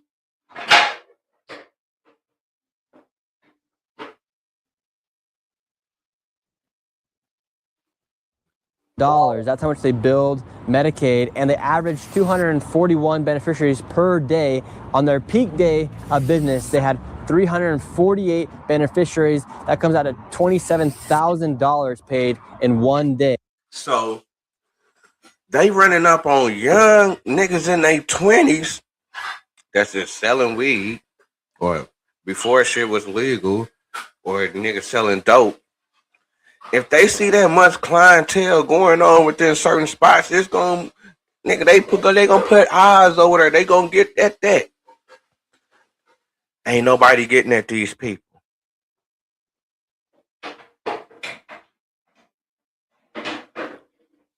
So I guess that is the systematic shit that black people go through within America, to where we always getting blamed, we always getting looked at a certain way, we always gonna get, we not gonna get the benefit of the doubt like everybody else can get the benefit of the doubt.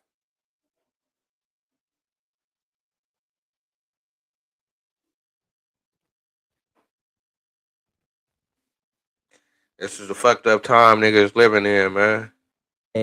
That is 5 times above the national average for adult daycare centers. Let's see what kind of operation B&B has going on. And I want to keep in mind, we're not targeting any community or any race, anybody. This is just straight from the numbers that we pulled, and these are the numbers that have the... What the fuck is this? I don't even know what the fuck that shit even say, man.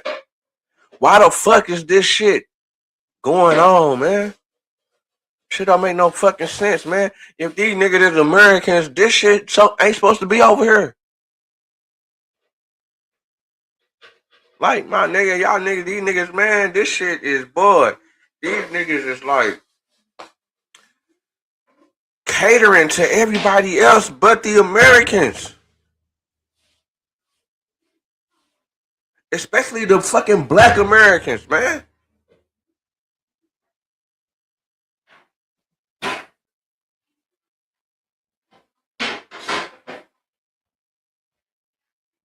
My bad. Especially the black Americans. I done hit the goddamn table too hard and fucked up the screen. Especially the black Americans, man. Come on, man. We gotta get, come on now. Come on. Our black politicians and our black people, our black lawyers, and our motherfuckers that's doing fucking Ben Crump, man. Nigga, Ben Crump, nigga, this is what you need to be doing. Hold on. Where is the young black lawyer that's gonna motherfucking push us through with this shit? Where's the young black reparation lawyers? That niggas that know they shit.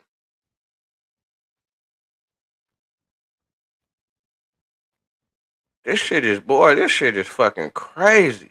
Most amount of money and have the most amount of suspicious activity going on. So it has nothing to do with Koreans, Asian community. Man, it's damn near turning out. You got 30-something billion in Minneapolis. You got so many billions in New York City, man. And it's gonna be a goddamn $1 trillion in goddamn immigrant fraud schemes before it's goddamn over with. If they count up the whole goddamn United States It's gonna be a goddamn $1 trillion of fucking fraud schemes going on. These bitch ass niggas is telling us that we ain't got nothing. The programs for the black kids in America, we ain't got nothing for you. The only motherfuckers that can participate is the motherfuckers with the bread. All the other black kids can't participate. These niggas can't go to the goddamn summer camps and the summer leagues and all the goddamn summer games because every goddamn game is goddamn $40 to get in with every goddamn body. They taxing everybody. They taxing the kids to do this. They taxing the kids to do that. But these niggas is getting funded. Their kids is getting funded. But they want us to pull our boots up by the bootstraps.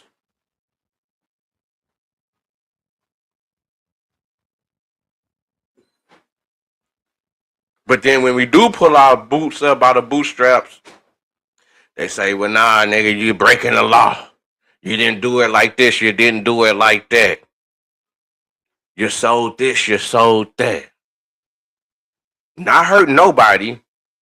Nobody's being hurt. Matter of fact, this is what the community want.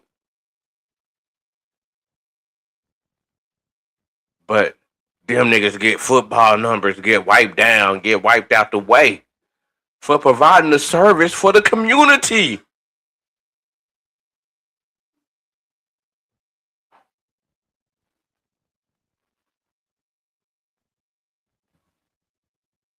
Money that's tax dollars are going to, and we're not saying each location is fraudulent. We're just showing you more than anything where our money is going. What do you guys do inside the daycare? What do you do inside the daycares? Saturday? In the daycare, what do you do? I do this. What do you do? Yeah. Speak English? English and piano and the ping pong, everything. Wow, it is booming in here. Wow, this location right now is popping. They got this place filled with seniors. We're just going to a lot of the daycares here today. You guys B&B? Yeah. Yeah, why are you guys here? Oh, we're just going through some of the daycares around the area. Can we talk to you guys out here? Yeah, sure. Do you work for B&B? No, he doesn't. He's our auditor. I'm an auditor of healthcare company. So the auditors are all coming through today. What a coincidence. Annual checkup. What are the odds that the day Nick Shirley shows up to have an annual checkup? The odds of that happening are very, very slim. So you guys received $5.5 million. No.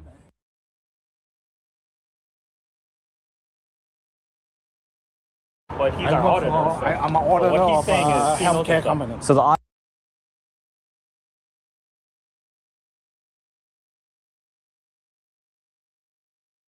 So the auditor done came through and they taking care of their own. Turning a blind eye. He getting paid under the table. They mobbing.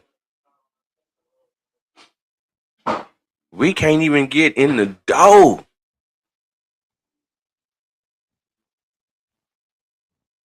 We can't even get in the door. auditors are all coming through today. What a coincidence. Annual checkup. What are the odds that the day Nick Shirley shows up to have an annual checkup? The odds of that happening are very, very slim. So you guys received $5.5 million in 2025. In your peak day, you guys have 341. Yeah, right here. So how come one day you guys had 348 beneficiaries? No, I didn't answer. Can you give me permit? They don't want to be proud of their business. They don't want to be proud of what they done did for the community. Yeah, nigga, we helped, nigga, we set a record. Nigga, 348, nigga, came through. We helping the community. No. They don't know, no. We don't want to put that out there. Even though we getting the bread like that, we done said that, yeah, this is what's going on. But it's not what's going on. We frauding. But we painting to the world. We putting down in the stat book that, yeah, we did this. We put up 50. We put up 100 points. We put up 75 points that game. Hold on, nigga. Who y'all niggas playing? Hold on. Let's go back and look at this. Oh, hold on. Oh no, but y'all ain't got no video. Y'all niggas didn't record the game. Y'all niggas didn't get. Y'all niggas didn't. Yeah. What's up? Where the paperwork on this? Oh no. What you talking about? What you talking? You harassing me? Ah, this is crazy. We don't need a permit to film. But do you think there is fraud taking place here inside some of these daycares, ma'am? She mobbing, deaf, dumb, and blind, just like the whole bitch do. Nigga, they mobbing. Deaf nigga went deaf, dumb, and blind. Nigga, I don't know English. I don't know what you're talking about, nigga. They mobbing. They on some culture shit against Americans. But we got Americans helping these bitch ass niggas and putting money in their pocket while denying black people reparations. At the same time, denying black people reparations while putting money into their pockets.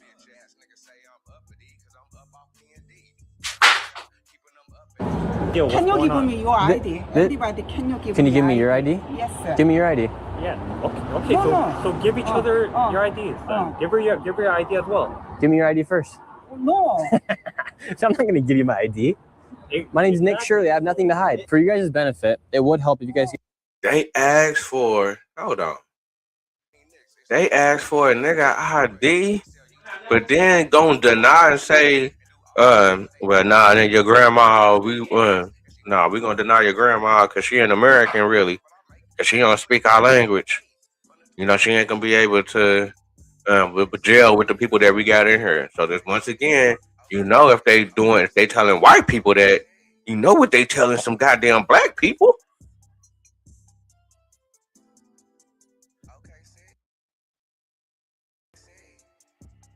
You just answer. I don't want to benefit. I don't What's an understand what I just said. What's so, $5.5 million? Have a good day. Yeah. Have a good day. Are you guys committing fraud by chance?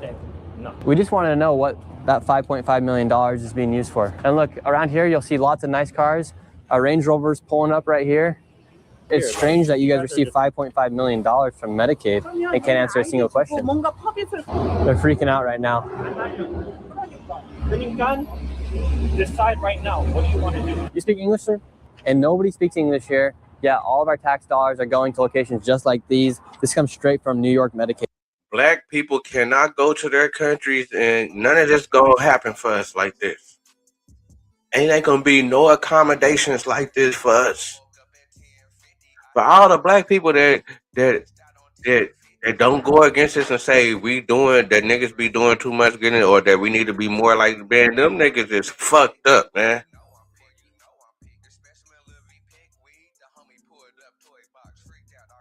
And motherfuckers be like, come on, man. Motherfuckers don't even know the real shit, man. It's just some American shit, motherfuckers saying, oh, nigga, you pushing white supremacists. You pushing white nationalists, nigga. I'm a fucking American, nigga. I'm looking at the game, nigga. The fuck y'all niggas talking about, nigga? I'm looking at certain shit going on with my aunties and motherfuckers in my family and motherfuckers I know the shit just from the past, just knowing shit. And how motherfuckers ain't got denied on shit, how certain shit didn't happen for this type of shit that be going on, and knowing if we were to go anywhere else, nigga, it's not gonna be the same type of shit. Like, man, hell yeah, man, a nigga gonna point this shit out, man. And hopefully that the motherfuckers that can change the shit for the betterment of the motherfucking FBAs. Man, I don't understand how motherfuckers ain't trying to get us right. Like, motherfuckers need to get to that.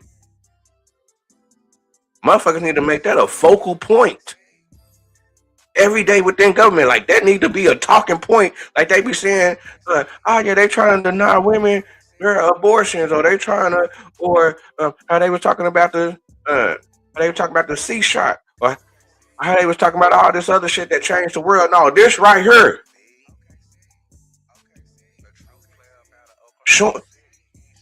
giving reparations to the black people of America that done built this, that done make this, to make the where all these people that's having the opportunity to do all this shit.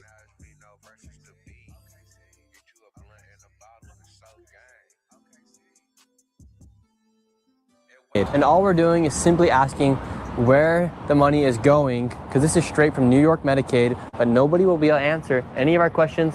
Hello, ma'am. Do you want to answer any questions? My Blue Chew Gold just kicked in. Sir, that is always an immediate yes for me. Blue Chew Gold. This is ridiculous, man. Location, yeah, they can't even answer a single question. Bro, love your video. $5 million went to this location, yeah, they can't even answer. 66 million went into this building. These niggas done touched 66 million. And this program ain't even been together 10 years. Niggas been over here hundreds of years. We ain't got a program like this. They denying us all the programs. And this book and this is going on. And you got black people protecting these niggas. That's why I'm tired of that goddamn stupid ass Democrat shit. These niggas be talking about the wrong shit. They be talking about the stupid, dumb shit, man. Not the fucking real shit, man.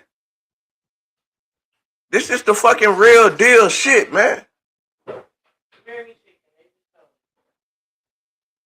Niggas is already at more than 100 million. This little fucking white boy. So you can just imagine all the shit. If niggas was to go into the past and did all this shit on how white people was denying us and doing, nigga, we could have been came up to it. We were just just filming and doing some police shit like these niggas. I'm not even going against the police shit no more. Niggas need to be involved with the law. And niggas gonna be over here. Niggas ain't talking about leaving. And if niggas ain't talking about leaving America, I'm cool with niggas being down with law enforcement. Yeah, we need more niggas in law enforcement. We need more niggas pointing out this goofy ass shit because it's a whole new animal over here, nigga. Immigrants.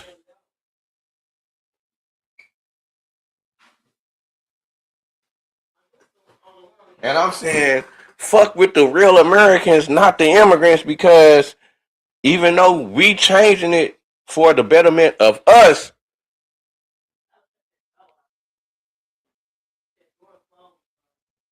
the immigrants where they coming from don't even fuck with us.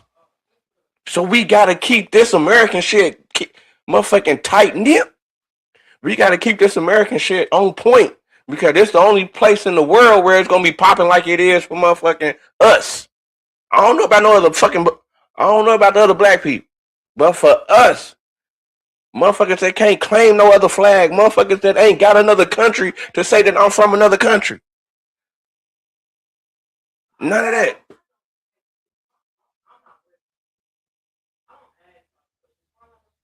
Single question. Bro, love your video. Oh, love thank you very doing, much. Man. Really appreciate it. What are you doing over here? We're checking out these adult daycares. Oh, they're doing it here too? Yes. What do you think? Way. What do you think about all these adult daycares? It's crazy.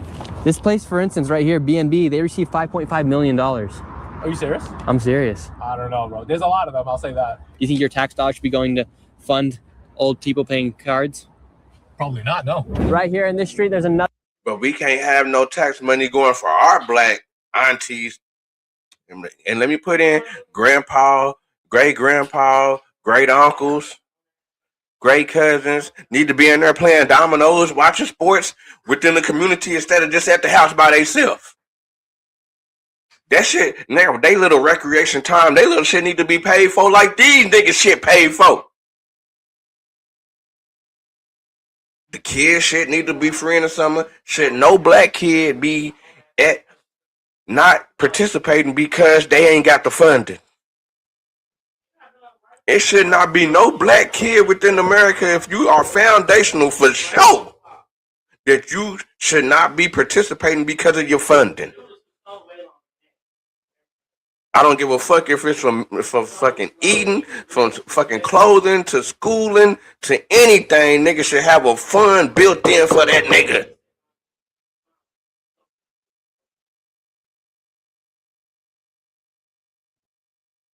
when you got motherfuckers turning a blind eye to this shit.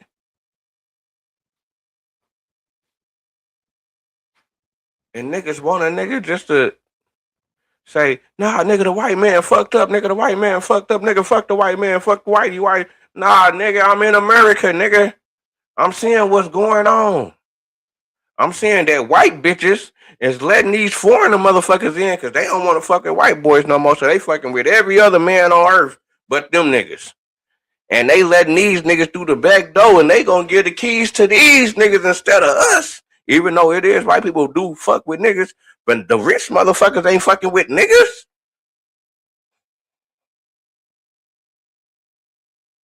The rich ass white women ain't ain't husband up no niggas.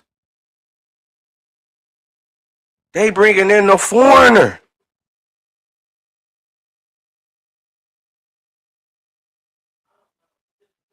And they going against their brothers and their cousins. Because they know how fucked up they is. But still again, it's still the American way that niggas got to keep.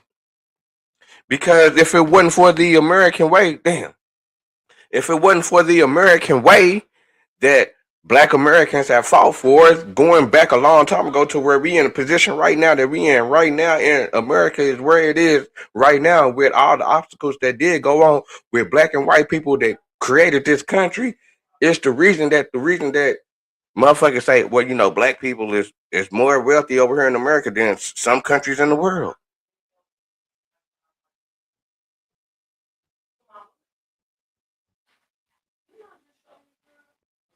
Other daycare, Silvertown Daycare, has this entire plaza. This is the daycare right here. And it's more just like a cafeteria than anything. Looks like some people are coming out. What's your take on all the daycares popping up here in this part of Flushing, Queens? Do you think it's unnecessary? What is this for? Oh, we're just doing a documentary on all the daycares. Do you think fraud is taking place inside the adult daycare industry here? Definitely. Definitely. Yeah. But are you committing fraud? Hopefully not. Hopefully not. So let's say you guys aren't committing fraud, but these other daycares are. What kind of fraud do you think they are committing? And do you think some seniors do receive kickbacks for going to some of the daycares? There are rumors, but there's no, concrete, anything concrete, proof or evidence. Does this daycare pay you to come here? Yogi. Do you notice a lot of these adult daycares popping up around here? I'm running for assembly, actually. And what do you think about all adult daycares here? I know that they all steal money. That's just part of politics. So 100% there. And you, as you live around this area, what kind of rumors do you hear about the fraud that does take place? How does it work? Well, the thing is that social services are supposed to be for the residents. It's supposed to be for the retirees, the elderly, right? And there's only a certain number of social services available for those that require it. But because there's so much money involved, because the money is just coming from the government and it's not accounted for, then of course they're going to be taking it. And all it does is it takes it away from the taxpayers, the elderly, the retirees. Those are the people that are affected. And those are the people that are left out because they don't have a voice. The elected political dynasties that have been running Queens and New York for so long, they're held to their donors. And the people that donate to them are these NGOs and special interests, which then they funnel the money back into them. And that's really the problem. Keeps the cycle going. So there's a never-ending cycle of fraud that takes place here because, for instance, right here, the transportation companies just pulled up. They receive money from the daycare. They also then bill out the pharmacies that are around the block and then the durable medical equipment companies. And then on top of that, that money gets funneled back into the politicians' campaigns and they can continue to push their agendas. Yeah, and there's no oversight, right? There's no way to check any of this fraud, but they write it in such a way legally to where technically it's not, but it's not raw, it's not right. And that's the issue.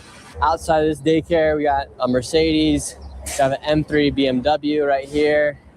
Lots of nice cars rolling around these daycares. Got a Porsche right there, another Porsche right there. Here at Living Well Daycare, this place received 8 points. Come on, man. They balling. They doing it big. They doing it. They just started 2016, 10-year program, and it's going to be 10 years in September. 2025, they made 8.6. They made the most adult daycare within the same facility. They the largest payee among the six flagged providers. In 2025, they averaged 271 people coming through a day. The most people that they ever had come in was 406, where they was paid $41,580 for that day from taxpayers' money. Look, no active investigation going on. No active investigation going on.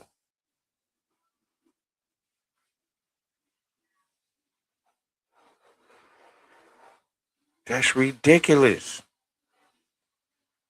And for them to continue to deny us reparations is crazy.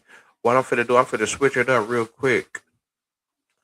I'm finna go into the reparation.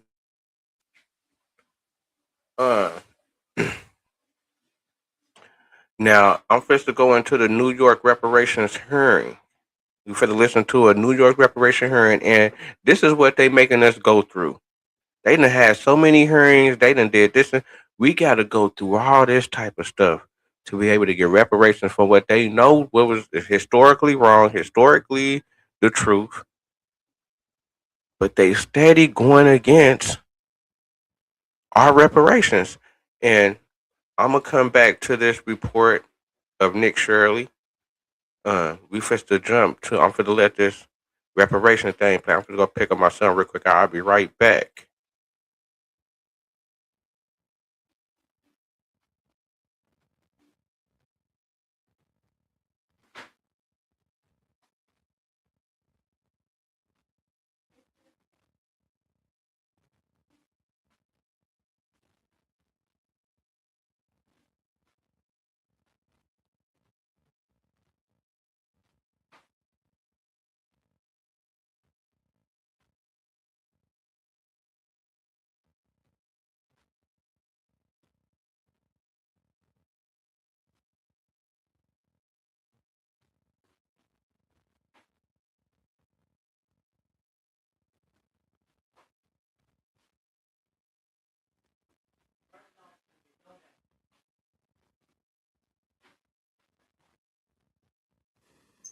Okay.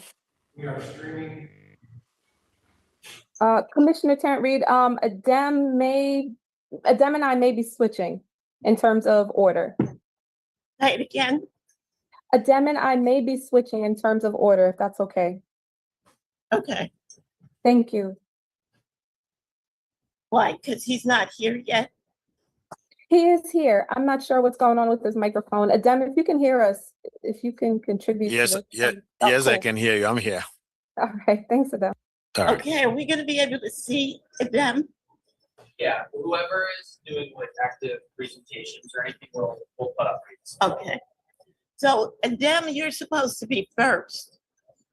Yes, but we're going to switch, swap it around. Okay, so India will go that's- ahead of me. Okay, so India, you're going to go first. Is that what I heard? Yes, ma'am. Thank you. I'm sorry. No problem. Thank you.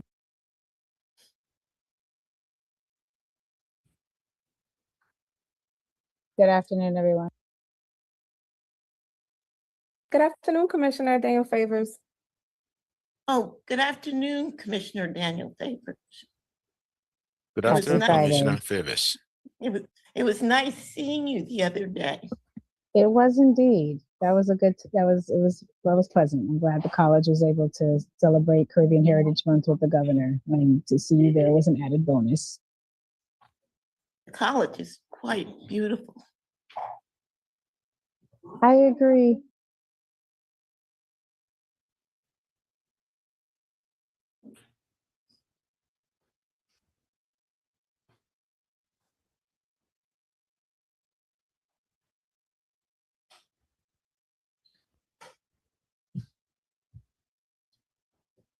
Is Commissioner Hoax here present?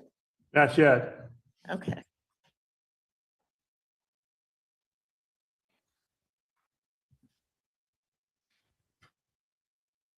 Let me see.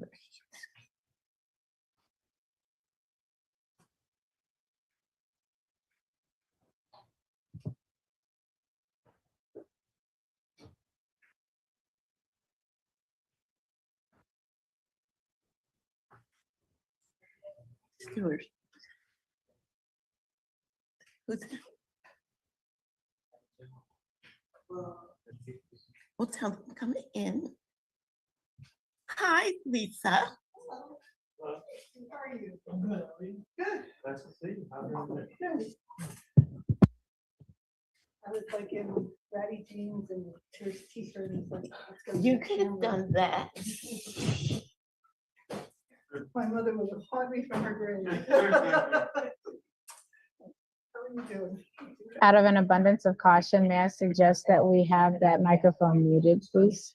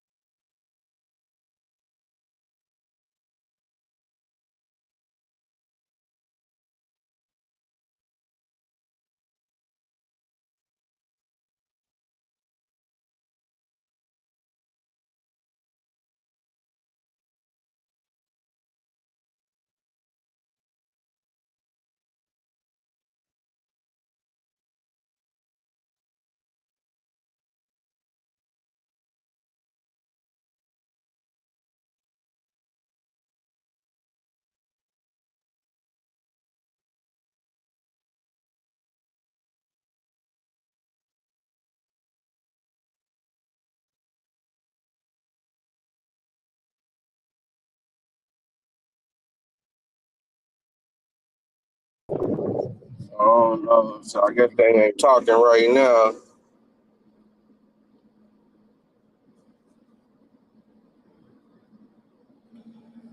But so let me get back on the reparations talk and what's going on. So right here, we on the New York. In New York, they've been having meetings. I think it's been going on for about a year, probably a little bit over a year. Different parts of New York, different parts of the different cities within New York. And they've been talking about as far as giving the argument for why Black people should deserve reparations. And, they've been going into deep arguments, you know what I'm saying, as far as, 'cause they definitely take it back to slavery, but they not do, well, some of the stuff that I was saying, it really wasn't harping too much on slavery.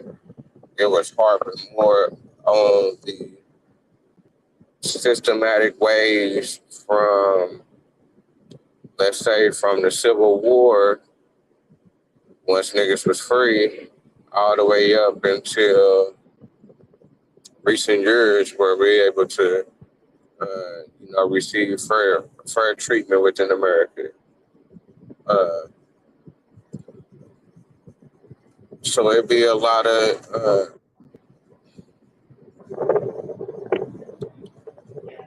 How you doing, Commissioner Linda Tarrant Reed? Commissioner Jenkins has arrived. Okay, so Commissioner who? Jenkins, Dr. Jenkins. Okay. Understood. How would you like me to assist you with Commissioner Jenkins? That's that AI technology. You better be careful. Oh my goodness. You know how I feel about that. Oh yeah. It's problematic. I get it.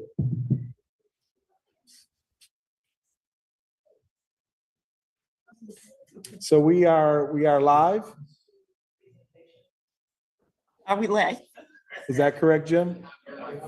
We are live, and so as soon as Dr. Jenkins could get in place, we will start. Folks are filing in, Commissioner Hogue, as is Commissioner Jenkins. Start with council. Oh, I'm sorry. Hello, council. How you doing? That is not. I see you double tap. Go ahead, finish doing what you're doing. Oh. I see you checking some stuff. Just a little bit. Yes. Yes. Right. Good to see you virtually, see you obviously. well. Yes. Okay, I'd like to call this meeting to order. We're It's about 3:12. It's 3:12 p.m. Commissioner Hogue, Yes. I'm going to call the meeting to order. Okay, it's 3:12 p.m. and we can start. Thank you. Good afternoon, everyone. Welcome to the New York State Community Commission on Reparations Remedies. This is our business meeting. Several of our commissioners are arriving. They'll be arriving late, but in the meantime, we're welcoming you. We're required to have the public attend, but because it is a business meeting in which the commissioners conduct our business, and as you guys know, our business right now is focused on the final report. In the meantime, we will have presentations by two of our staff members. Our first presentation will be by our general counsel, India Sneed Williams. India, are you ready? Thank you so much, Commissioner.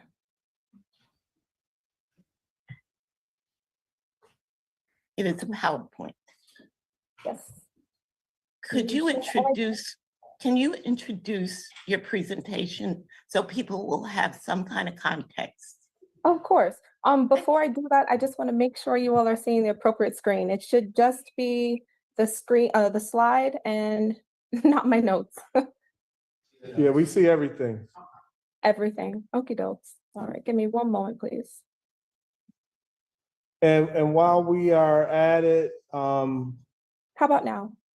That's perfect. Commissioner Terry Reed, you want to introduce yourself and tell them where you are? My name is Commissioner Linda Tarrant Reed. I am a historian and author. And today we're having the meeting at the Lincoln Park Conservancy's History and Culture Center here in downtown New Rochelle. I am the executive director of this nonprofit, and I am excited and pleased to be hosting the commission. I am working with several of our vendors on the final report. I am working with the research historian. Also, I liaise with the communications vendor. So there's a lot of work that all of us are doing, and that's just part of it. Commissioner Thank you. Hogue. Hi, my name is Commissioner Tim Hogues, and I am in Rochester, New York, at the Memorial Art Gallery located at 500 University Avenue in Rochester, New York. My daytime job is to be Commissioner and President of New York State Civil Service, and we are excited to be able to serve. And so we look forward to the information that we're going to get and the updates that we're going to get during this presentation. As Commissioner Tarrant Reed mentioned, this is a business meeting, and so there's not the opportunity for online or in-person questions from the audience. So with that said, I don't believe we have any old business. I don't believe we have any old business, and I believe we have another commissioner that is joining us remotely. Yes.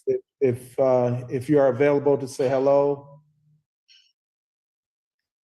That would be Commissioner Lurie Daniels Favor. I don't know if we have her.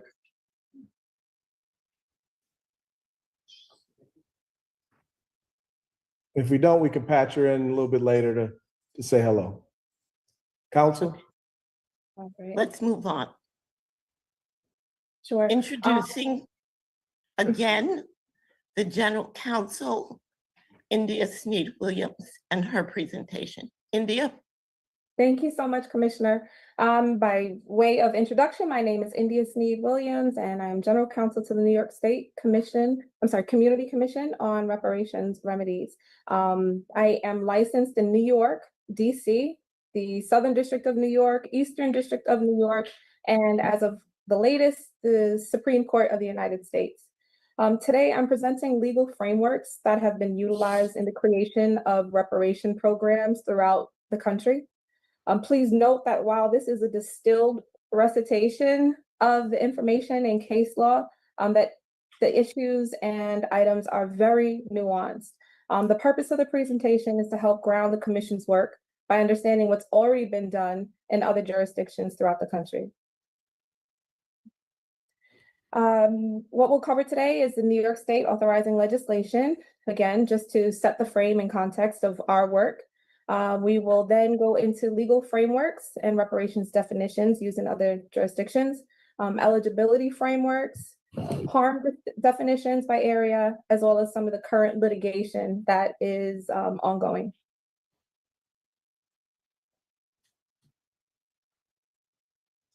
So the New York State Community Commission on Reparations Remedies is charged with examining the full history of slavery and government-sanctioned discrimination in New York, from the institution of slavery itself to present-day racial inequities affecting people of African descent, and recommending appropriate remedies, including potential compensation, eligibility criteria, and the administrative infrastructure needed to deliver on reparations.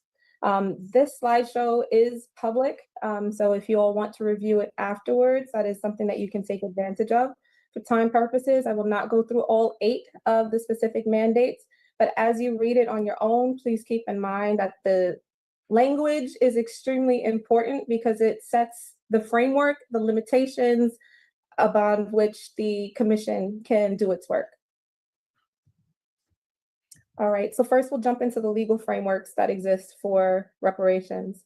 The first is tort. It's a legal term, and a tort is a wrong that has caused harm to someone. I'm sorry, A tort is a civil wrong that causes harm or loss to someone, leading to legal liability for that person or entity who caused it. Tort law focuses on making the injured victim whole again through financial compensation. It's a form of litigation. So if you're injured in a car accident and you sue the person who was involved in the car crash, you're engaging in tort law in many cases. Required elements of a tort are duty. You must show that an individual or entity owed a legal duty to the harmed party. Second is breach. You must demonstrate that the actor violated the duty. It must be causation. You must establish a direct line between the act and the harm. And finally, is damages, which is quantification of the harm. I also should have mentioned that a lot of legal jargon is going to be used. I will try my best to either explain the terms, but quite frankly, if we're having a legal conversation about reparations, it's best that we use legal terminology at the onset and we just become very familiar with it. Okay, some areas for tort application and reparations include eminent domain and property takings, targeted racial massacres, as well as redlining. The pros of a tort and engaging in tort law for reparations is that economists can calculate precise dollar figures, targeted entities and actively instituted and profited from harm can be targeted. And then there's publicly made documentation of the harm that was caused. The cons include limitations and liability based on statute of limitations, which means a defined time period in which you can bring a case. Secondly, is a term called attenuation, which basically means that there has to be some correlation between the party that is bringing the suit and the party that actually experienced the harm themselves. Third is that courts have routinely dismissed reparations programs that have been brought under tort, primarily because the plaintiffs do not have the ability to prove concrete personal injury. Basically going back to that attenuation phrase we just went over. The second one is human rights violations. Under human rights violations is where we find our United Nations basic principles and guidelines. This approach shifts reparations from a domestic petition to an international law. The best example, as I mentioned, is the United Nations. And under that framework, there are 5 pillars under which reparations should be made. One is restitution. Second is compensation. Third is rehabilitation. Fourth is satisfaction, and then guarantees of non-repetition. In one of the later slides, we go into a little bit more detail about that. Pros with going with a human rights violation is that there's global precedent. It's an elevated moral weight by reframing a domestic debate into a universal human rights issue. And then there's generational scope. So it naturally accommodates the multi-generational harm that is experienced by parties. Cons, lack of direct enforcement. The UN, surprisingly, has no jurisdiction over the United States and can't force the United States to actually do anything. So if we were to take a matter to court, we can tell the court about the UN's definitions on things and their requirements and certain other aspects, but we cannot expect the court to actually follow the UN framework. Again, it's just not a precedent. There's no binding by the UN on United States courts. It's merely persuasive. Best use, still in chattel slavery and arguments on reparations about that. Systemic apartheid and segregation, as well as cultural genocides. Third is criminal law. This is actually a pretty obscure way of bringing about reparations, but in standard criminal law, the state prosecutes a wrongdoer for violating public laws, such as enslavement, murder, rape, kidnapping, and it requires that the wrongdoer be prosecuted. And the pro of it is that it provides accountability. It pierces state shields, which overrides certain civil immunities. And the cons is that it's an extremely high burden of proof. You have to prove beyond a reasonable doubt. And then there's the ex post facto prohibition, basically meaning that you cannot bring a claim under criminal law for something that was not illegal at the time that the crime took place, okay? The next one is crimes against humanity, murder, extermination, enslavement, excuse me. Sorry, I lost my screen, folks. Sorry.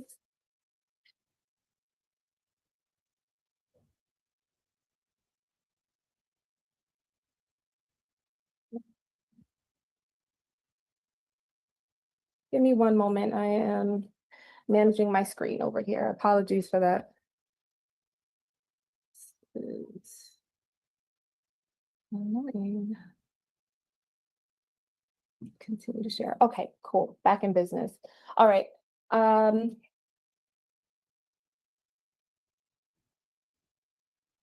Here we go. So crimes against humanity, murder, extermination, enslavement, deportation. Then we get to, oh my God, I did it again.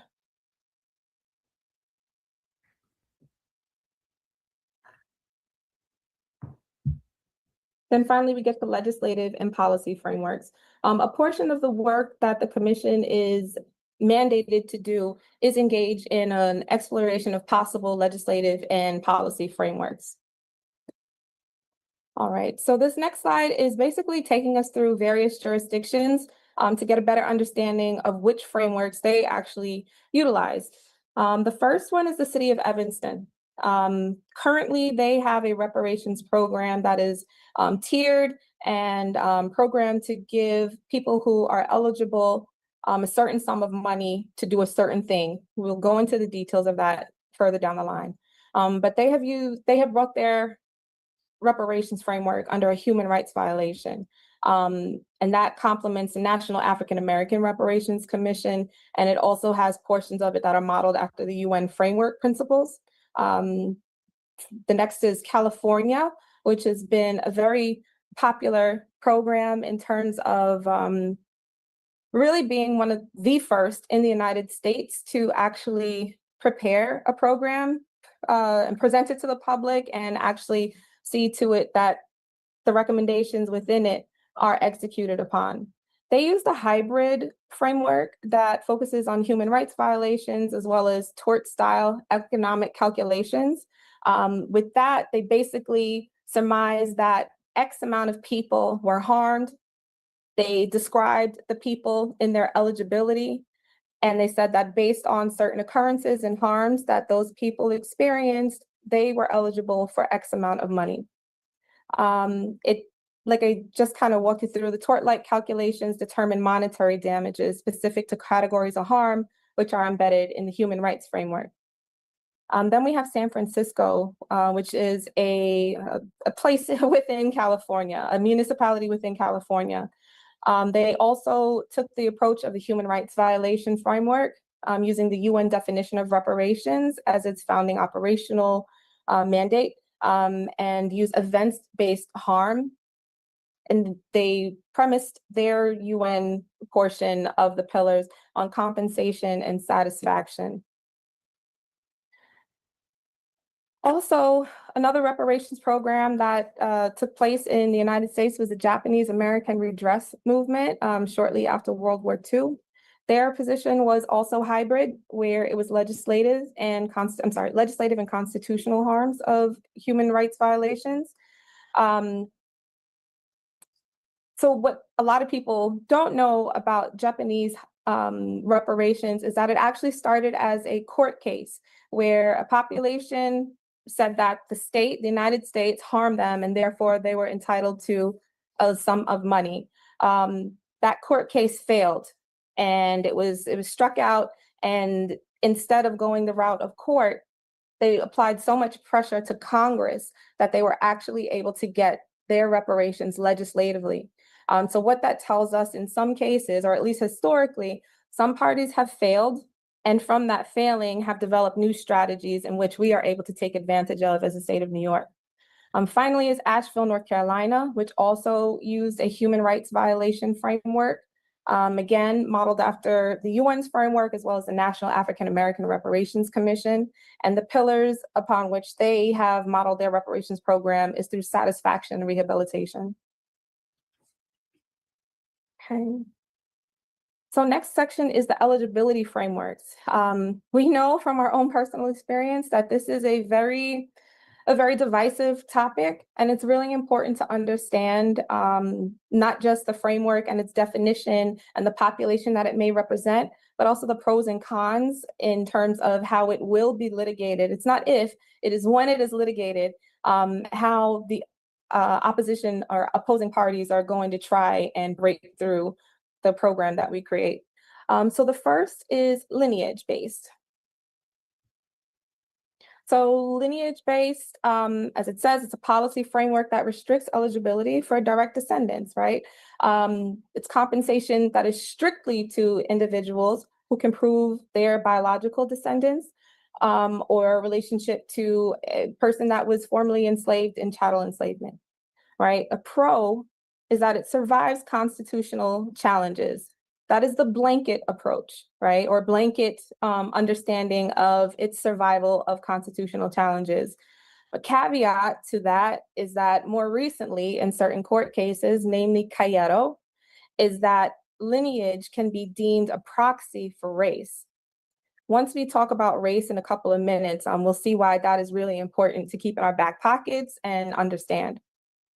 Another pro of lineage is that it targets the specific unjust enrichment and the compensation related to the stolen labor of chattel slavery, which is owed to descendants.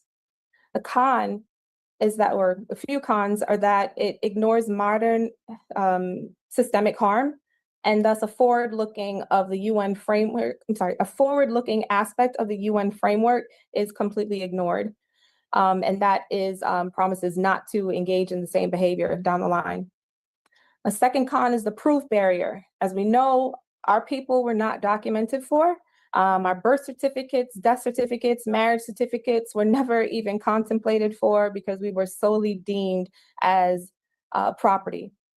So DNA is probably one of the ways in which one would become eligible. Genealogical resources would probably be very necessary, as well as the documents. However limited they are, some people definitely do have documentation of their history, which would help them become eligible under a lineage-based eligibility framework. And as I already mentioned, it's arguably used as a proxy for race. The notion being that enslaved persons were Black. We know our history says that they were Black, Indigenous people in some cases and others, but the majority of enslaved persons were Black people. So with that understanding, and the argument is made that lineage is being used as a smokescreen. Okay, so second one is race, right? So anyone who currently checks the box as Black and lives in a jurisdiction, did it again, so sorry.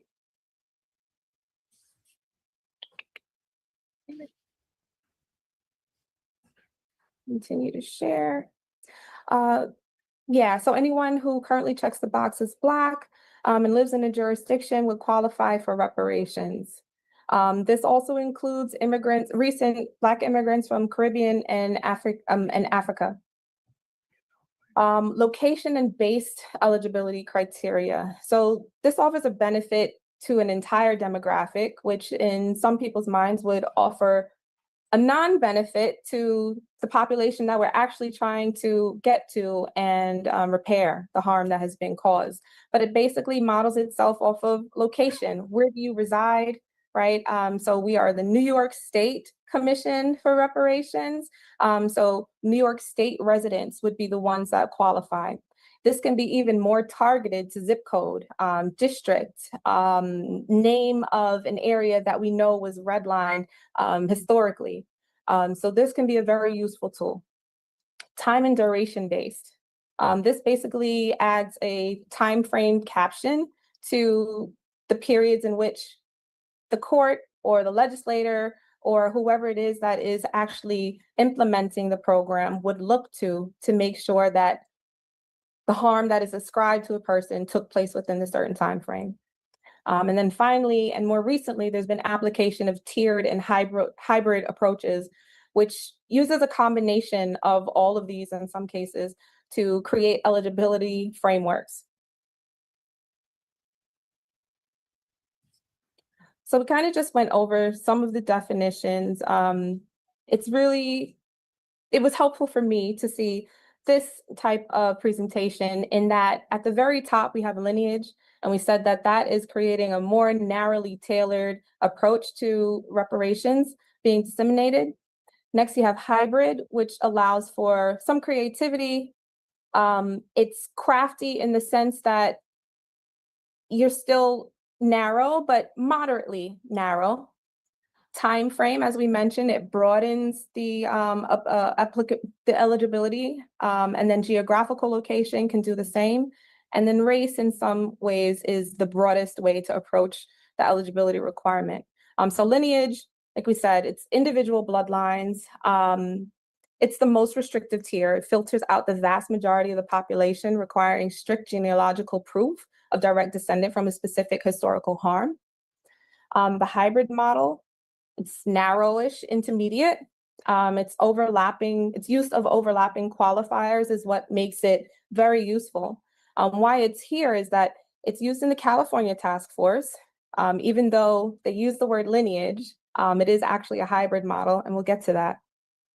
It significantly narrows the pool by forcing an applicant to meet multiple distinctive criteria simultaneously, such as proving Black ancestry and living in California during a specific period of time, and experiencing a specific harm.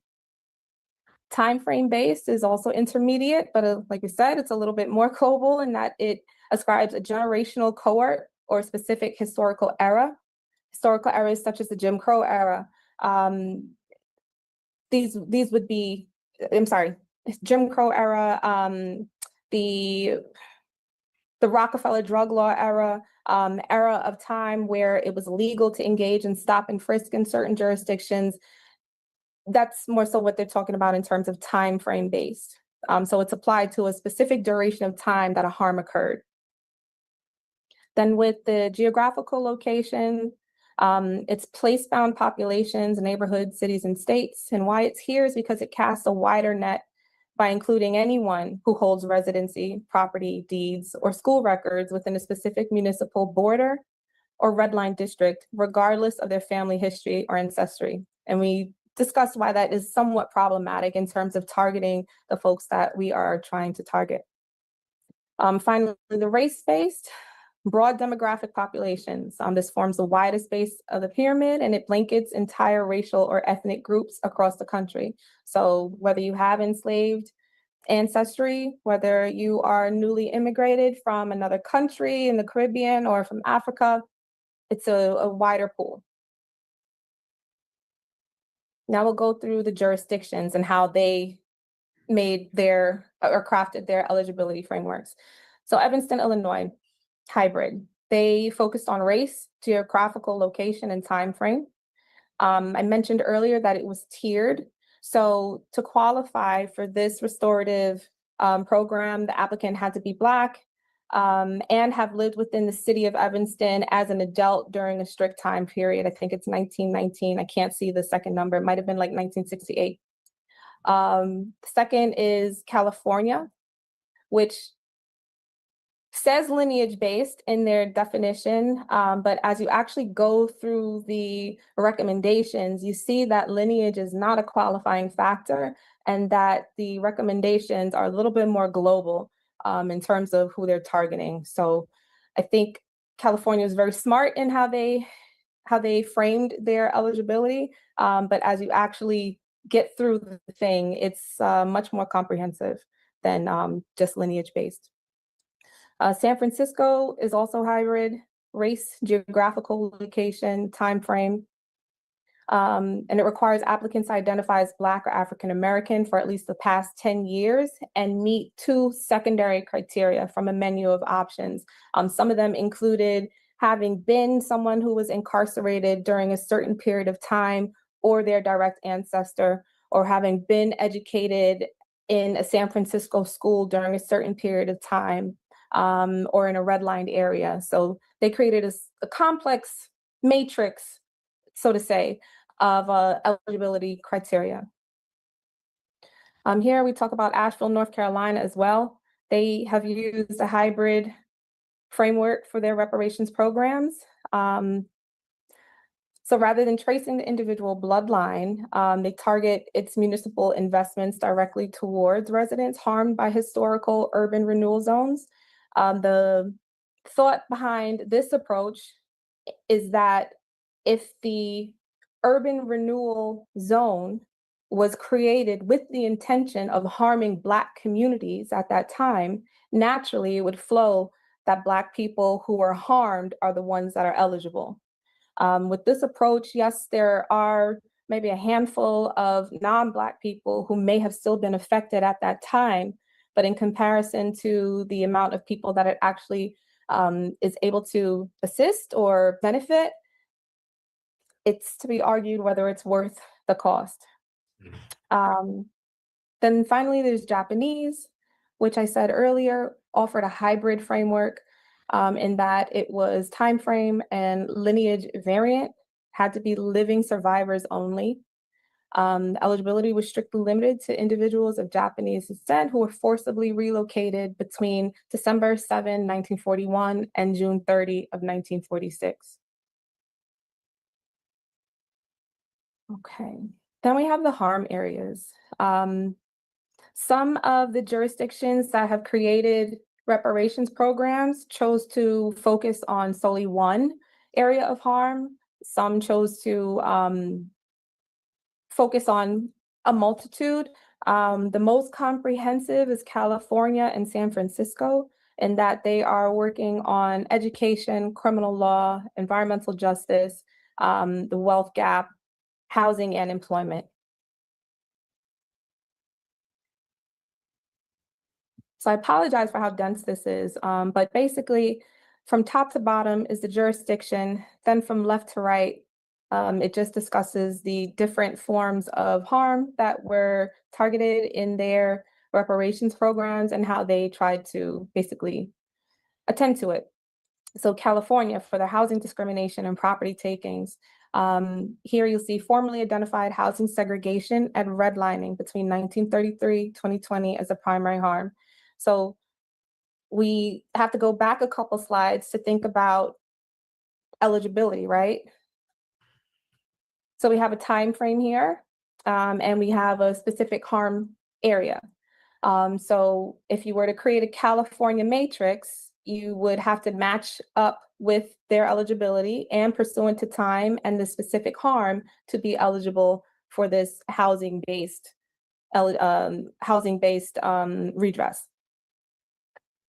When they try to target the criminal legal system and mass incarceration, decades spent enduring over-policed and mass incarceration during the National War on Drugs. So that's a specific time period that they have identified.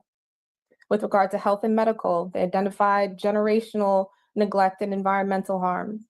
For Evanston, their exclusive focus was on housing. That was it. Housing, not jobs, not job creation, not health and wellness, nothing else. They solely focused on making sure that the people who were harmed during a specific period of housing discrimination were the ones who benefited from their program. San Francisco, they opened it up to people who were harmed during periods of urban renewal, which was a specific time frame. With regard to criminal legal system, it was localized harm of disproportionate Black arrest rates. Health and medical, they identified disproportionate mortality rates throughout the system and environmental hazards in neighborhoods. Asheville, they focused on urban renewal and city zoning. If we go all the way to the right under health and medical were, I guess, tertiary targets that were related to housing discrimination. And so they were indirectly managed through housing and discrimination. Japanese redress, that was indirectly addressed through payout for partial compensation of severe economic property loss. So basically each eligible applicant for reparations under this Japanese program was entitled to a lump sum of money. And through that lump sum of money, it was assumed that housing, criminal, health, etc., would be taken care of.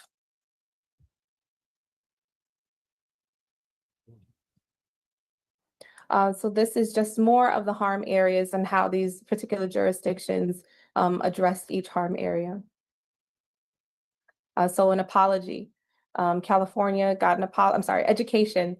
California got a formal apology and monetary support for public education and memory initiatives through through statues and arts activations. Then for the stolen labor, they have you had to have documented that the stolen labor hindered opportunity of chattel slavery alongside ongoing suppression of Black business owners. So in this one, they're addressing economic development, labor to a certain extent, as well as the stolen labor. Voting rights is not addressed in any of the reparations programs. So that would be something to explore here in New York State. If you go down to Evanston, you'll see that they also passed a formal apology resolution as part of their program and included public education. Evanston, again, only focused on housing, so the other two categories are not addressed. San Francisco, as well as Asheville, also passed formal resolutions for apologies and public education or memory initiatives. San Francisco outlined historical economic exclusion, whereas Asheville adopted the urban renewal, which destroyed Black business. So they adopted that model. And then as mentioned in the previous slide, lump sum of money was given to Japanese recipients of the program, which assumed that it addressed all these other harm areas. General Counsel, it looks like in that fourth column that environmental justice is in that bucket as well. And so it doesn't appear that any of them chose to look at environmental justice. No, thank you for calling that out. On my screen, my head is blocking that section of the. So I really appreciate your participation here. It's very helpful. Thank you. So just for the record, so it's very clear, in terms of this fourth column, it reads voting rights, environmental justice, employment, and pupil education. None of these jurisdictions addressed that as a harm area or addressed those as harm areas, which again would be something for New York to potentially explore. All right, I promised you that we would discuss current litigation. So currently, the most prominent jurisdiction being sued is the city of Evanston. So it's Flynn et al. V. the city of Evanston. Flynn is the named defendant that is representing a class of non-Black people who are basically suing the city, saying that because of how the reparations program was designed and just inclusive of or requiring that Black people be the recipients of the program benefits, they're saying that non-Black, well, I'm Black, non-Black residents are the ones that are not able to be afforded this benefit or not eligible to be afforded this benefit. And that's what they are suing for. Legally, they are arguing on a violation of their equal rights their equal protection rights that basically guarantees that no race will be denied a benefit. If we actually go back to the Reconstruction period and study the Reconstruction amendments, that's the 13th, 14th, and 15th. 13th, 14th, and 15th amendments were explicitly drafted for the benefit of Black people because it was very well understood that they were newly freed, we were newly freed, and that the benefits afforded to white people and other people were not the same that were prescribed to us. So they felt it important to actually put it into law, a benefit for Black people. So when we see these laws being used in reverse and against us, I think the court often needs a reminder of the spirit of and the letter of the law that was actually enacted. This is a discussion that is actually brought up in a couple of Supreme Court cases by judges who have actually dissented on previous matters, such as Board of Education or Plessy v. Ferguson. But more about Flynn and the city of Evanston. So in 2024, 6 non-Black descendants of Evanston residents filed a class action lawsuit that challenged the city's restorative housing program that provides a $25,000 payment. Then in March so they brought the case. The court has allowed it to progress. That brings us to March 2026, where the court denied the city's motion to dismiss. So the city attempted to get the entire case kicked off the list of cases. Unfortunately, they were unsuccessful, and that case was allowed to proceed. The judge on that matter, who is actually, the judge who decided that and is the judge for the entire matter is actually a Trump-appointed judge. So in June 2026, which is this month, so last week, the Trump administration, his Department of Justice moved to intervene, which is somewhat of a rarity in these cases. But a move to intervene is simply a move to be added into the arguments and kind of become a party of the case. So this is actually pretty big. And it's actually an escalation of the matter in that the DOJ has decided to intervene and become a voice that they are lending to the Flynn side of the case. They're not supporting the city of Evanston side. They're supporting the plaintiffs who are arguing over this reparations program. And their arguments mirrored pretty much what the initial plaintiffs were saying, that this program violated both the Equal Protection Clause as well as the Freedom of Information Act. And like I said, it's an escalation by a government entity. The city of Evanston has maintained throughout that their program is lawful, and they remain confident that they will withstand the judicial scrutiny. Why this is one to watch is because we want to see how the court treats the use of Black, right? How they treat Black is something that we will have to take into consideration as a reparations program. That doesn't mean that we're stalling and waiting for a decision in Evanston. By no means. It's just one that we have to continuously watch. And as other court cases enter the scene, we also want to monitor those and watch those.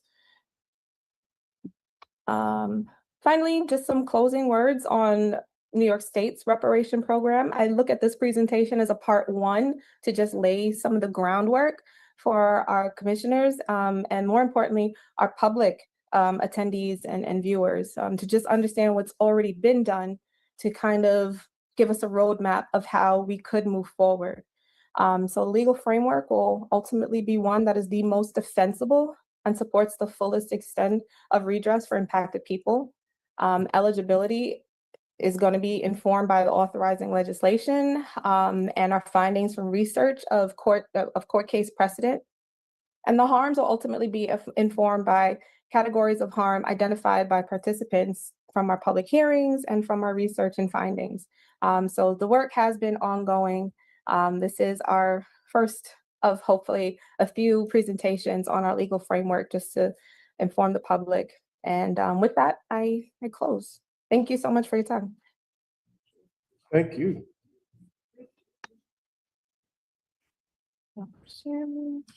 Thank you, General Counsel. Thank you. Okay. Any commissioners? First of all, good afternoon. I see that we have Commissioner Larry Daniel Favors with the question. Can we unmute Commissioner Daniel Favors? Thank you so much, Madam Chair. I hope you all can hear me okay. We can. General Counsel Sneed-Williams, first, let me just thank you for a thorough review of the current state of affairs.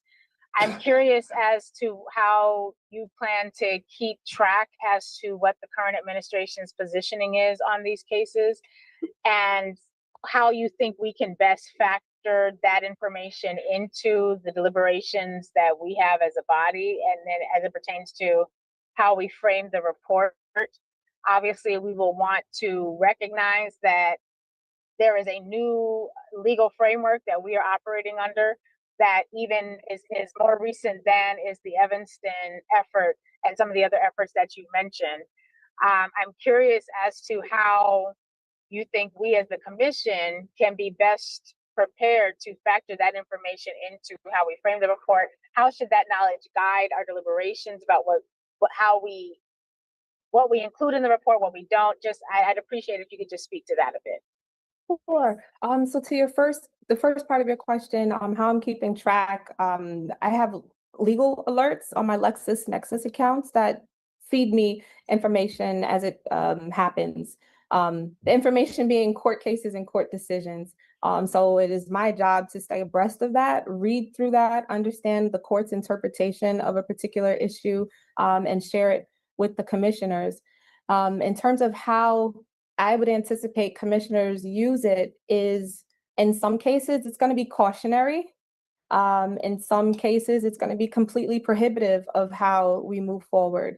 But my job is to read it, interpret it, distill it, so that the commissioners can make informed decisions about risks that are associated with certain positions, as well as likelihood of success.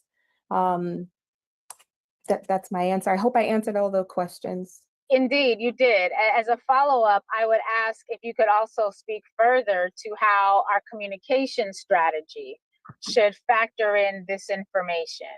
And I ask that because we want to ensure that in addition to submitting an effective report, that the community, which is going to have the job of advocating on behalf of this report and going to their elected officials and essentially becoming the lobbyists for this report, if they want to see the recommendations implemented, how should we prepare the community for what this new legal positioning means? Most of us are experiencing the world where the dismantling of the legal framework that supports integration, diversity, equity, and inclusion is being dismantled for the first time for us.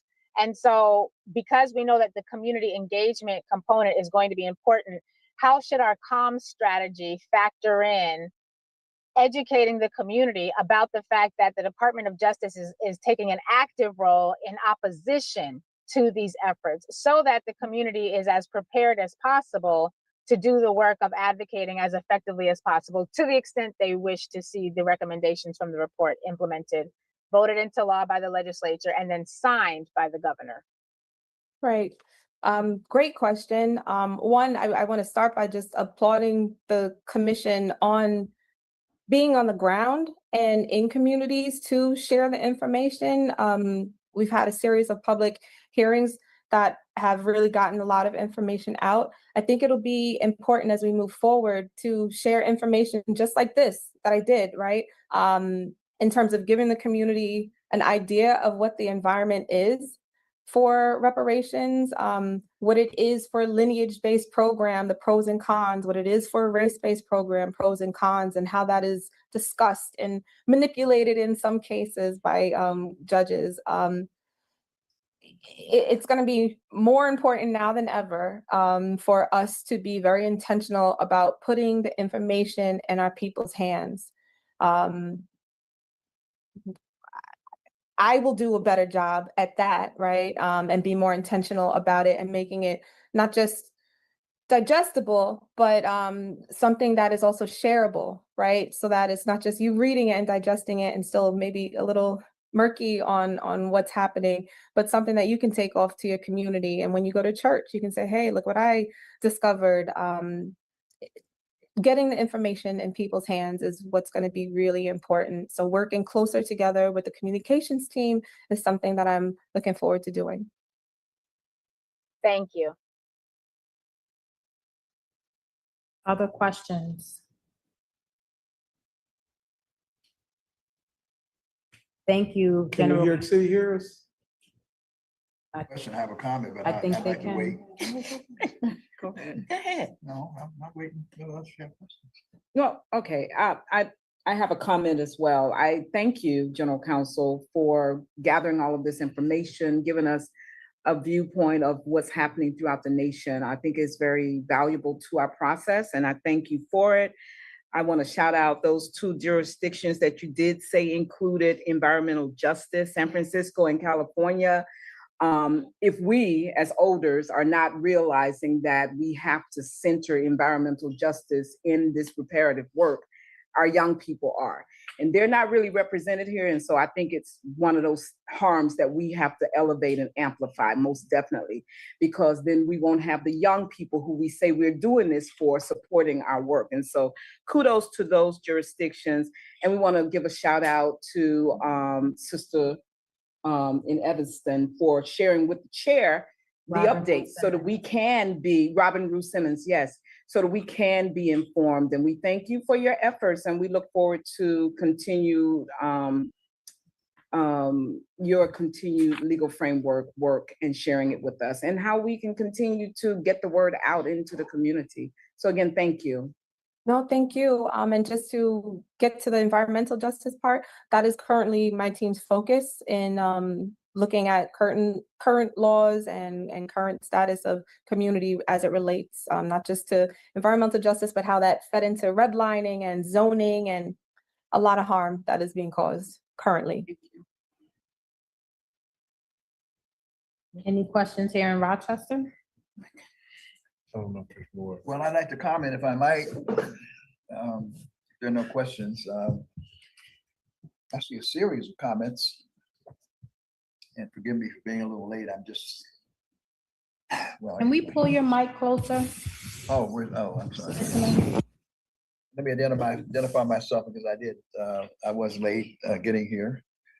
I'm Dr. Ron Daniels, and I am honored to be a part of this commission. I am also, however, the president of the Institute of the Black World 21st Century, and I'm the convener of the National African American Reparations Commission, which was referenced several times during the course of this report. We established NARC for the very purpose of being an authoritative body to address the questions that are also being illuminated.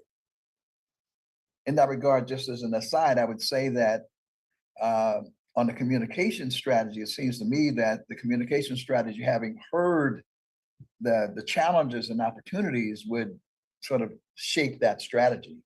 The legal counsel has done her job in terms of just laying out what the issues are, and then it seems to me the comms team should take it from there. I think it's important there was a comment about the Japanese reparations, because I want to, as an OG and an ancient one, sort of say a few words in that regard, because I want us to understand sort of the political context. So the Japanese first went to the courts, and the courts said no. They mounted a campaign legislatively, which succeeded. It succeeded in part because if you go back to that era, whereas China today is seen as one of the major non-United States economic power, those of my era who will recall, it was the Japanese. And so in no small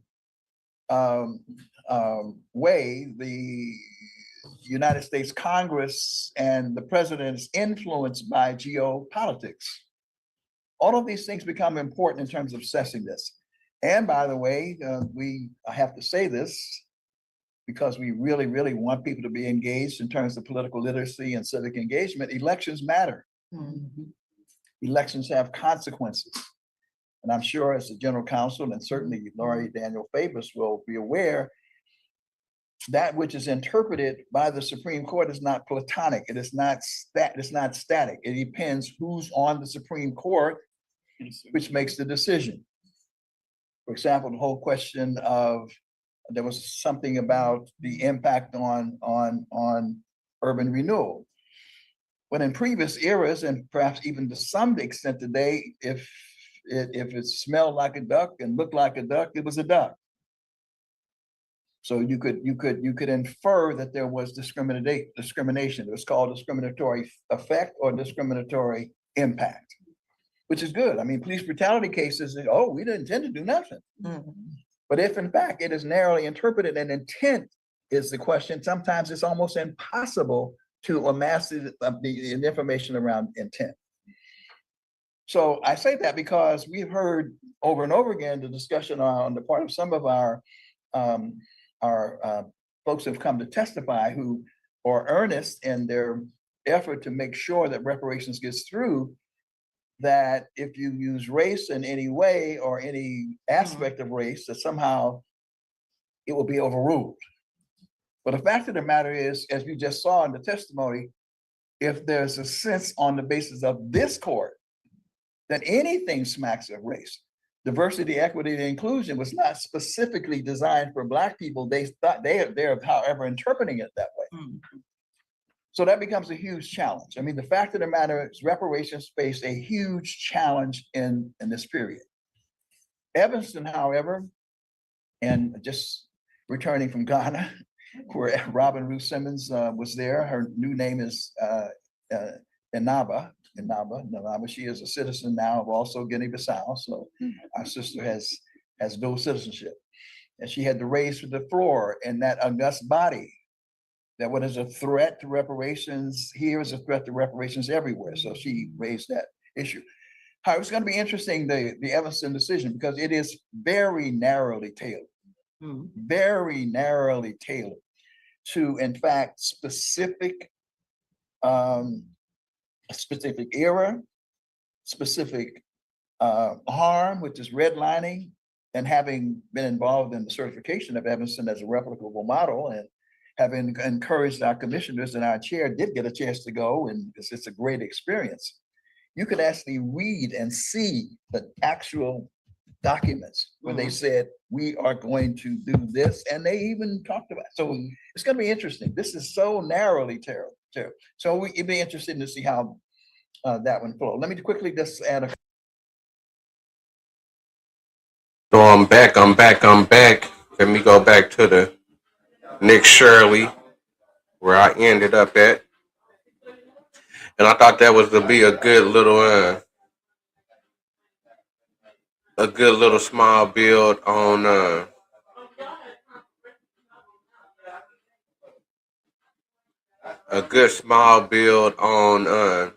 reparations thing, since we're talking reparations, and since we're talking reparations and we're talking about Black people within America, these are the discussions that we're having about reparations. These are the things that they're making us go through to be able to have reparations. So I wanted to show y'all that. Let me get back to where our reparations are going to. But it's not raw, it's not right. And that's the issue. Outside of this daycare, we got a Mercedes, we have an M3 BMW right here. Lots of nice cars rolling around these daycares. Got a Porsche right there, another Porsche right there. Here at Living Well Daycare, this place received $8.6 million in 2025, and they're the largest payee among a lot of these Flushing daycares. In fact, they averaged 271 beneficiaries per day. Their peak day of business, they had 406 beneficiaries, and on that day of business, they made $41,580. That is 5.6 times the national average. Let's go see what kind of business they're operating. And Living Well received $8.6 million in 2025, and on their peak day of business, they billed the state for 406 beneficiaries. My name's Nick Shirley. No, it's only any survey. And sir, could you just answer the questions? No. Come on, man. How's this? How the Fed? The Feds is definitely coming.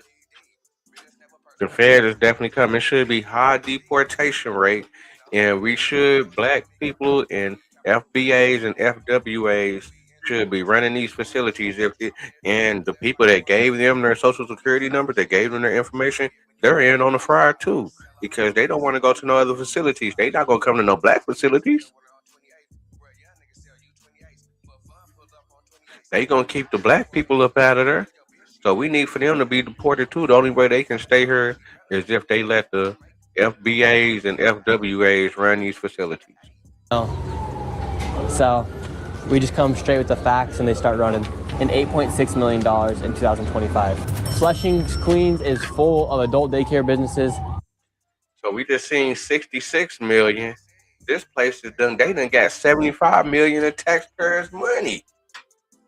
75 million in taxpayers' money of immigrants is getting adult daycare. The kids is getting daycare. The kids' daycare is paid for by taxes.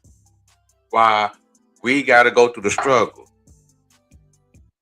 That I believe are operating fraudulently. None of them will answer any questions, and we're coming straight with the facts, straight from the data sets that are public for all of you to see. Now, what's crazy about this fraud here in New York City is that adult daycare is actually only a small percentage of the fraud. The home healthcare industry is filled with fraud, from the pharmacies to the durable medical equipment companies to the home healthcare agencies that operate. Now we're going to be diving deep into each one of these, and they all include dollars from your taxes. Now, this is exactly how big of an industry it is here inside of New York City. In New York City, in 2018, they billed $3.5 billion. However, in 2024, it is now costing $11.5 billion, and that number is only growing. So we have some locations here. We've arrived, and here at this building, Red Sun Home Care has billed the government $87.9 million from 2018 to 2024. And in 2024, they billed the government $17.2 million. And just in 2024, they had 122,000 claims. And since 2018, they've had over 674,000 claims. And what's really crazy about this is they're billing all of this off of one service, off of one code. 99.86% of their $87.9 million in revenue comes from one service, from one code. The number is extremely, extremely high. Let's see what happens. Here we are in Red Sun. Hello. How are you doing? Is this in Korean or Chinese? Chinese. Chinese. Yeah, we have some questions about Red Sun Home Care. Yes, for instance, in 2024, billed over $17 million, and there's 122,000 claims. Could we speak to someone? We're Phoenix Energy, a family-owned oil company focused on unleashing American oil from North Dakota and Montana. Hello, how's it going? Good. We're just doing some digging around here inside of Flushing and inside of just New York City in general with some of the excessive billing of home care. And it says here, for instance, there's been $87.9 million in revenue off of one code. 99.86% of all that revenues come from one code, one service. What's the main service you guys provide? I don't know where you get that information. Oh, it's straight from the databases that the government has. HHS. Yeah, the HHS, Health and Human Services, and CMS. It's public data because you guys receive public funds from taxpayers, so that information is then left public. Does that sound about right? I don't know. I have no idea. I don't know what is that. What's your organization? My name's Nick. Yeah. Nick Shirley. But so like, what's the Nick Shirley? From which company? From Nick Shirley. I work by myself. What's the main service you guys provide? I cannot answer you. You guys do, well, I mean, 99% of all your services come from one code. Can we talk to somebody? So this is the operation of a company that's received over $87 million in the past 6 years.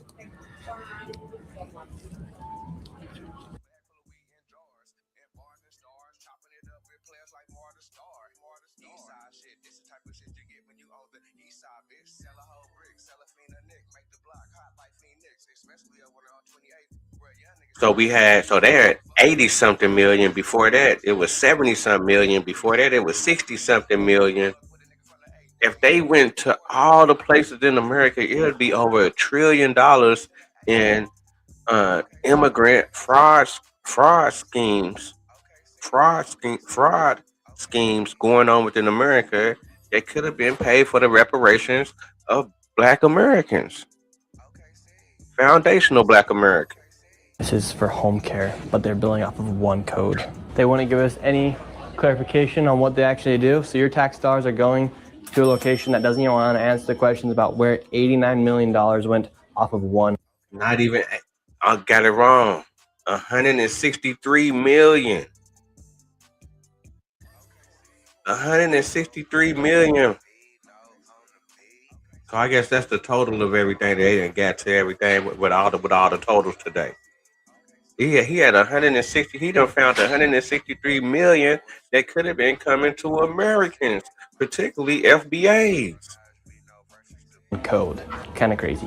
Inside of this area of New York City, you'll notice that there's these kind of buildings that pop up everywhere. They're called pharmacies, and they actually also share with another LLC that's called a DME, a Durable Medical Equipment Company. So this location right here, this one location, they have registered JD Drugstore and JD Plus Pharmacy. So one of those is actually a DME company, and then one's a pharmacy. And what they do is they work together to then work also with like the adult daycares, the home care systems around the area, and they send them to a location like this to provide them services and equipment that they actually don't need. And the Medicaid and Medicare wheel continues to spin and spin and spin because it's a never-ending revolving door between the adult daycare centers, the home care centers, these durable medical equipment companies, the transportation. But then they want to hate on Black Americans getting some type of Medicare or Medicaid for our elders, for their medications and for their living centers and for their living. They want to second guess us and make sure that we go through all these hoops while they doing all this, and just because they're immigrants, they got a green light to be able to do certain things. And it's crazy that Black people ain't got no programs like this where it's just Black people. Companies, and it's just one big flywheel that keeps it all running. And right here in this location, they're operating 2 companies that receive money from Medicaid. The only time they got, the only thing they got for us is some nursing homes. But for the ones that ain't in nursing homes, they just got to stay at the house. They just got to figure it out. Ain't no things they can go to and participate like these people, where they picking up their drugs, they got equipment for them. None of that. And Medicare inside of one location. Let's see what's going on. So whether this is a place where they store it or they send out the payments, the problem with these locations is that a lot of fraud is committed by people like the adult daycares who then send orders into this location and they actually only provide the equipment. So it creates this whole entire operation where people are saying we need this and we need that. However, they actually don't need this or that. And on average, these locations make anywhere from $2 to $8 million according to CMS industry standards. So it's safe to say a location like this is making around $4 million a year. So here inside of these residential apartment complexes, we have some DME companies, durable medical equipment companies that receive money from New York Medicaid. And it's a bit fishy that they're operating inside of these residential apartment complexes. So we're going to see what's going on. We have Premier, Lifeline, and Next Gen. They're all operating out of one apartment. Let's see what's going on.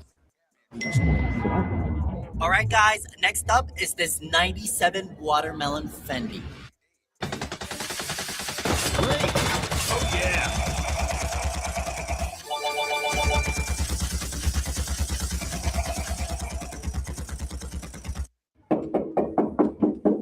Hello.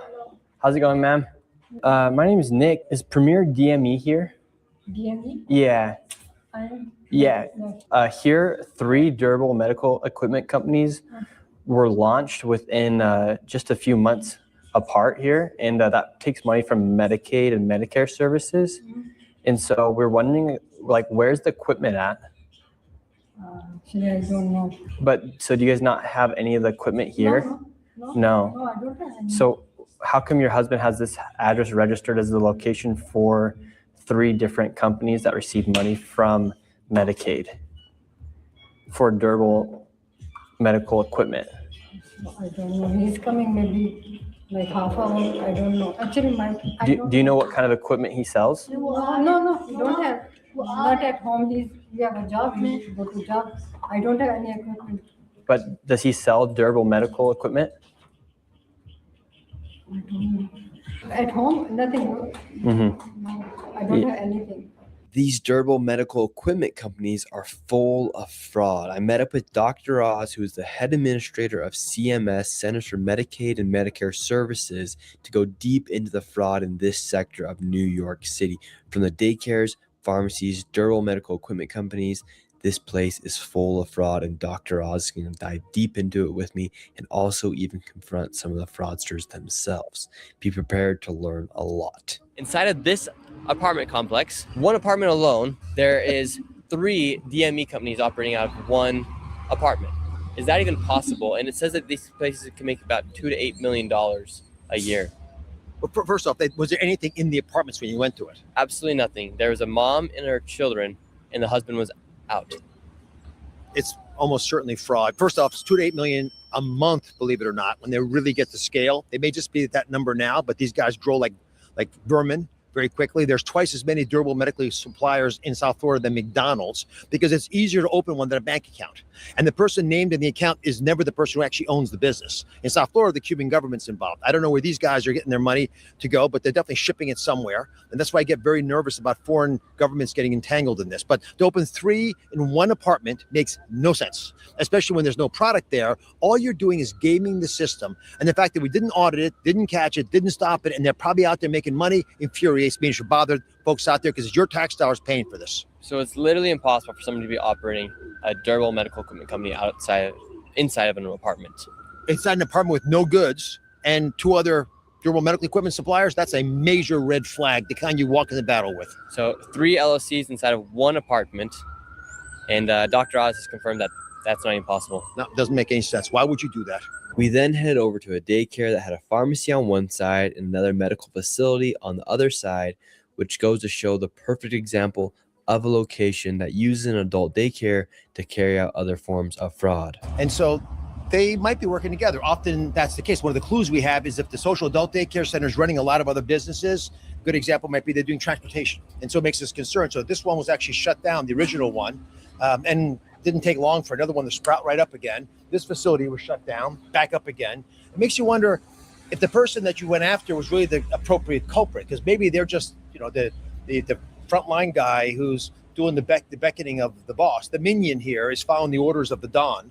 And when the Don says, okay, you're out of business, you move on to some other endeavor, I'll take care of you. Let's put new people in place of it. It's very hard for law enforcement to catch up. The big issue with these centers is not that they're providing social adult daycare, is that it's a clubhouse for criminals.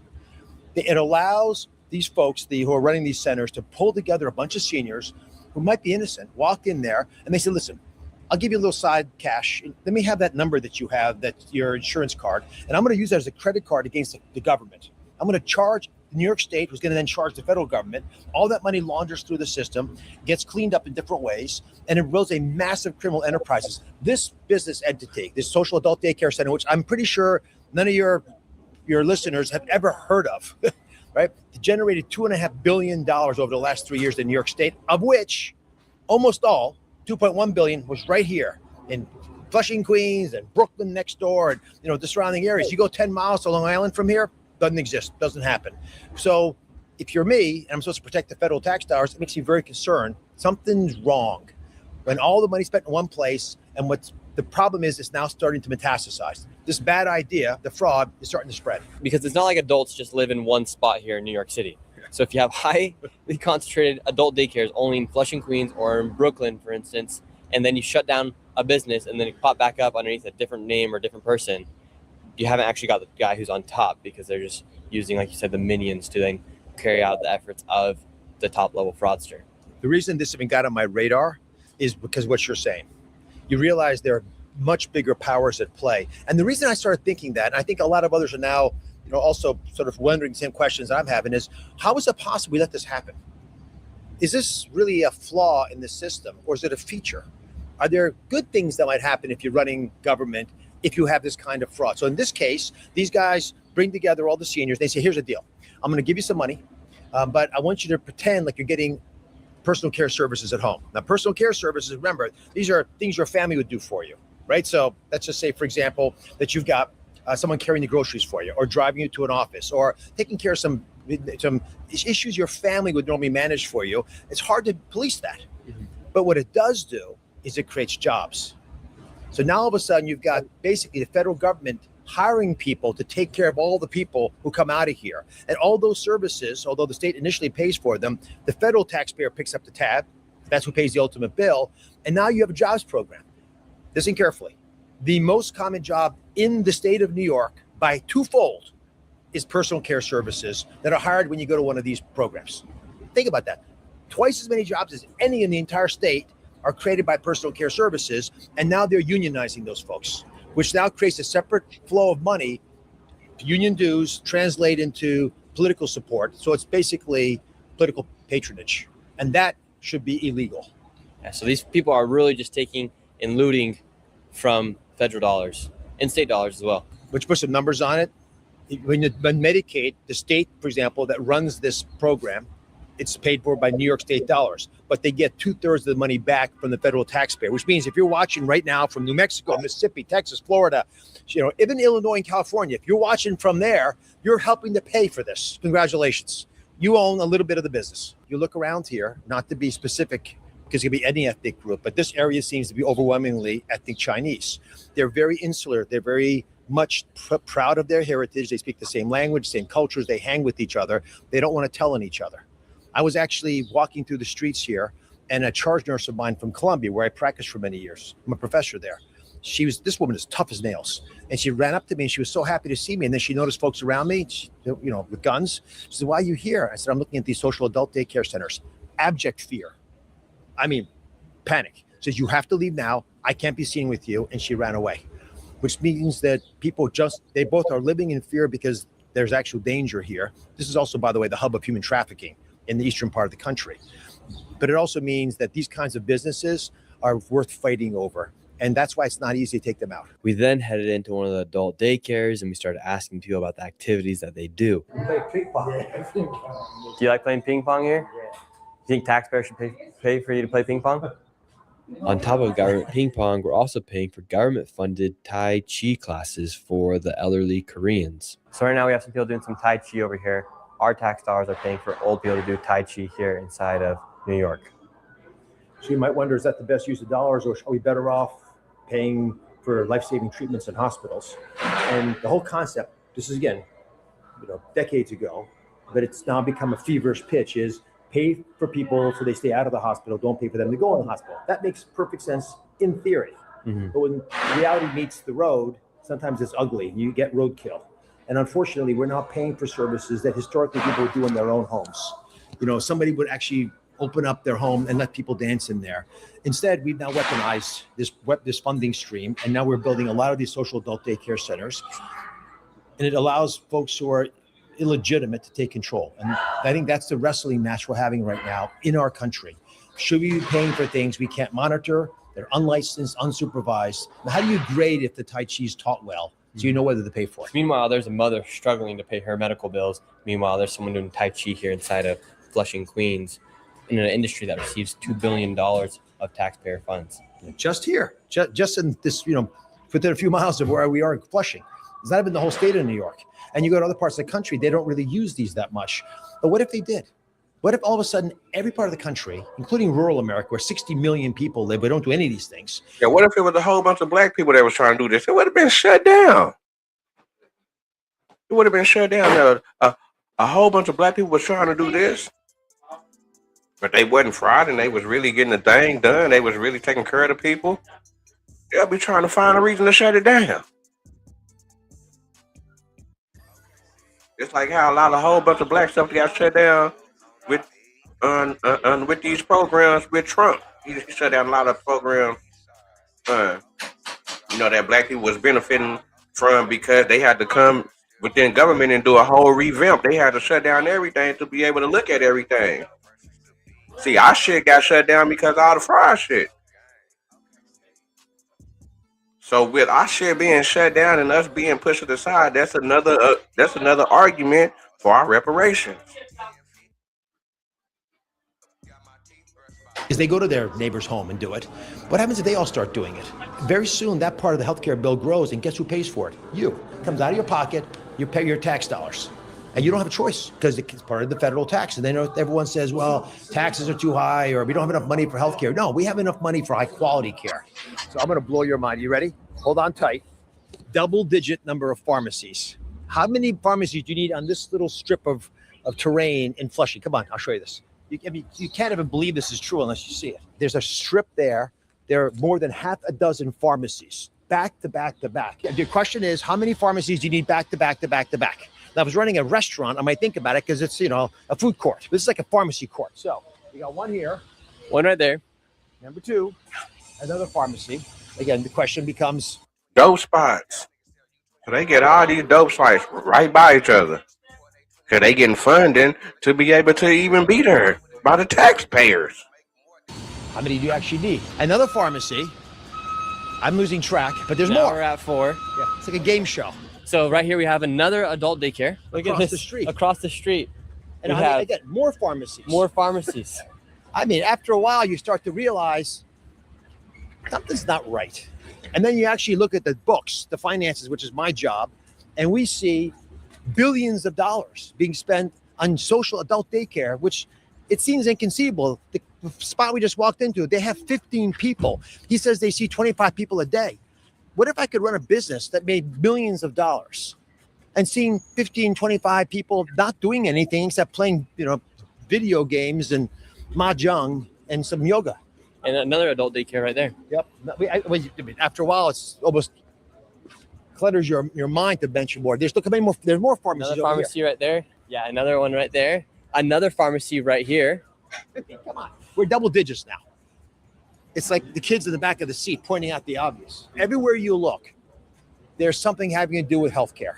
And what again is mind blowing is there is no way you would build a facility, a street, and think you'd have more than 10 pharmacies on it. I don't think you go anywhere in America and think that was normal unless there was a cash cow business that was feeding into it, which again raises our concerns that there's something that doesn't meet the eye. And look around, these folks tend to be not take Blue Chew Gold if you're not ready for hard results and a great night. Seriously, you get blood flow. Chinatown, Ben Marvin. They don't want us here. We're from the outside. They don't share our culture. Getting these folks to talk to us about what is going on here has been really difficult. We have another pharmacy. Of course. And essentially all these people need is a medical beneficiary number, and that is worth more than any credit card that a senior can give anybody. Some of the drugs in these pharmacies cost more than a car. Think about that. The lady from the pharmacy actually was a fan of Dr. Oz, and she said that a lot of people come into her pharmacy asking her, what does she give? Now, why do those other pharmacies open up there? They're all over the place. I have no idea, but they are doing something funny and just doing what we're supposed to. Explain to me what funny means. I mean, I have a lot of customers coming in and asking, what do you give? We don't give anything except for service. What do the other people, do they ask for like money or kickbacks in exchange for? Yes, they do, but we don't do that. We don't do that. How do they? So it hurts people like you who are operating a business legally, and then you have other people who are taking advantage of the system. And now you have elderly coming and asking for kickbacks or money in exchange for medicine. Do you want us to stop the fraud? It's a simple question. Would it be better for you if the bad actors stopped taking kickbacks and bribing patients and working with the social adult daycare?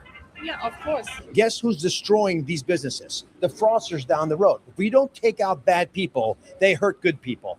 Not taking out evil is itself evil. I then took Dr. Oz to Beautiful Palace Daycare, which had received over $9.4 million last year alone.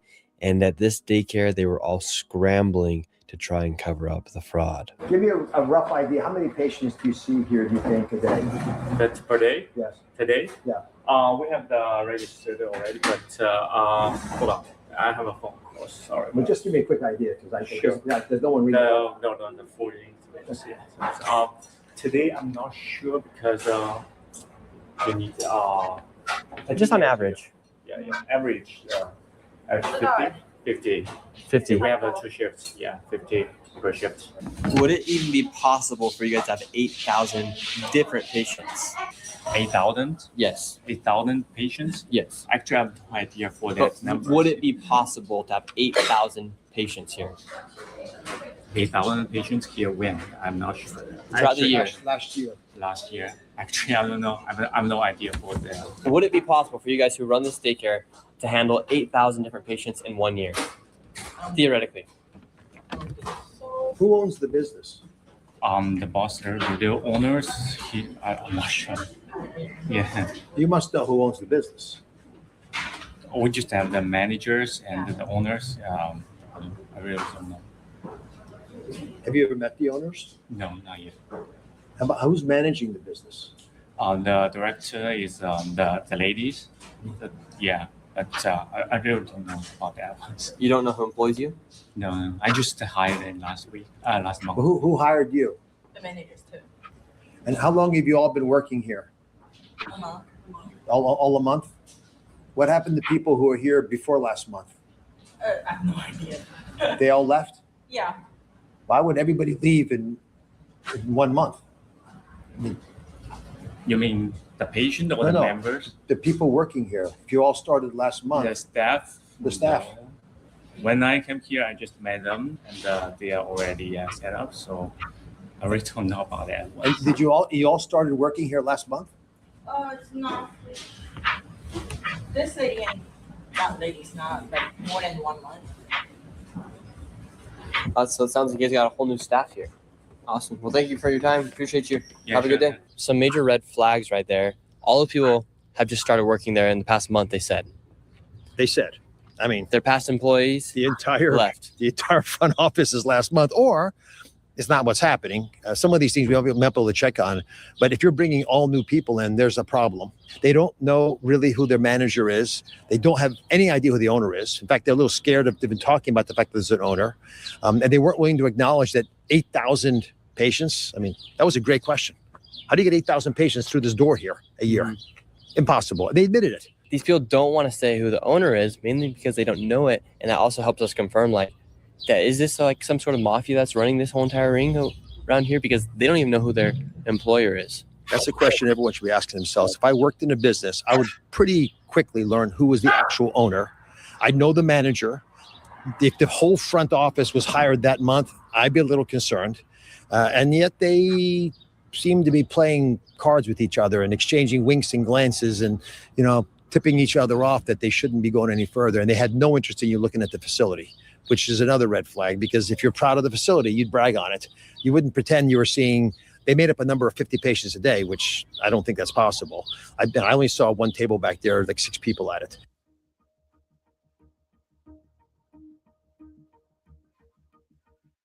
Come on. On this one video, he found $193,219,263 within a couple of blocks. And they saying this is just one city. It was billions that was found in Minneapolis. More than that, though. More than that number that they put out. Ohio. Now we're in New York, for sure. Seattle. LA. It's damn near $1 trillion. 100 billion.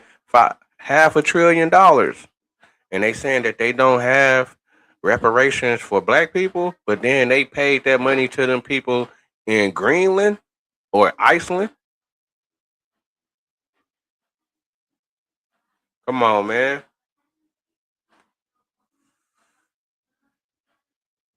I'm glad that this is being. I'm glad that this administration is trying to make America great again and build it up for what it's supposed to be for, and catching the back doors. This is the back doors, niggas running out with the money. And if I don't know how the black politicians can't make an argument for reparations with all this going on. Cause this is where our reparations is going, and other places around the world. It ain't got nothing to do with America, and they don't even want to fuck with America. As a matter of fact, Americans can't even get the service. And all these facilities that was going on within these videos, ain't no black people in none of that. They not accepting us. Like I'm gonna say, Like I was saying on this video all day, if they not accepting white people, they damn sure ain't accepting no black people up in there.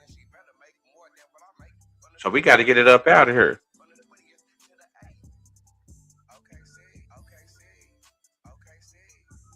So we got to get it up out of here.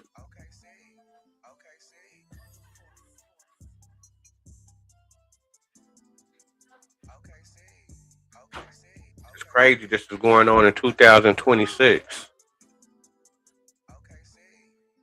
All this arguing against us, pushing back against us when they know they in the wrong. Man, stay pulled up and rolled up. You know I'm glad that you showed up to comment, like, subscribe, tell a friend and do it again. On the beat. The true player up out of Oklahoma City, East Side. Dropping game once again. Boys still tripping on what Vino once said. So now it's Vino versus the beat. Get you a blunt and a bottle and so gang. It was a Monday morning. I woke up at 10:50. I had 10 missed calls. I missed out on 1050s. I got up quick. Got my teeth brushed by Vicky. She fixed me breakfast, cleaned me necklace, increased up me.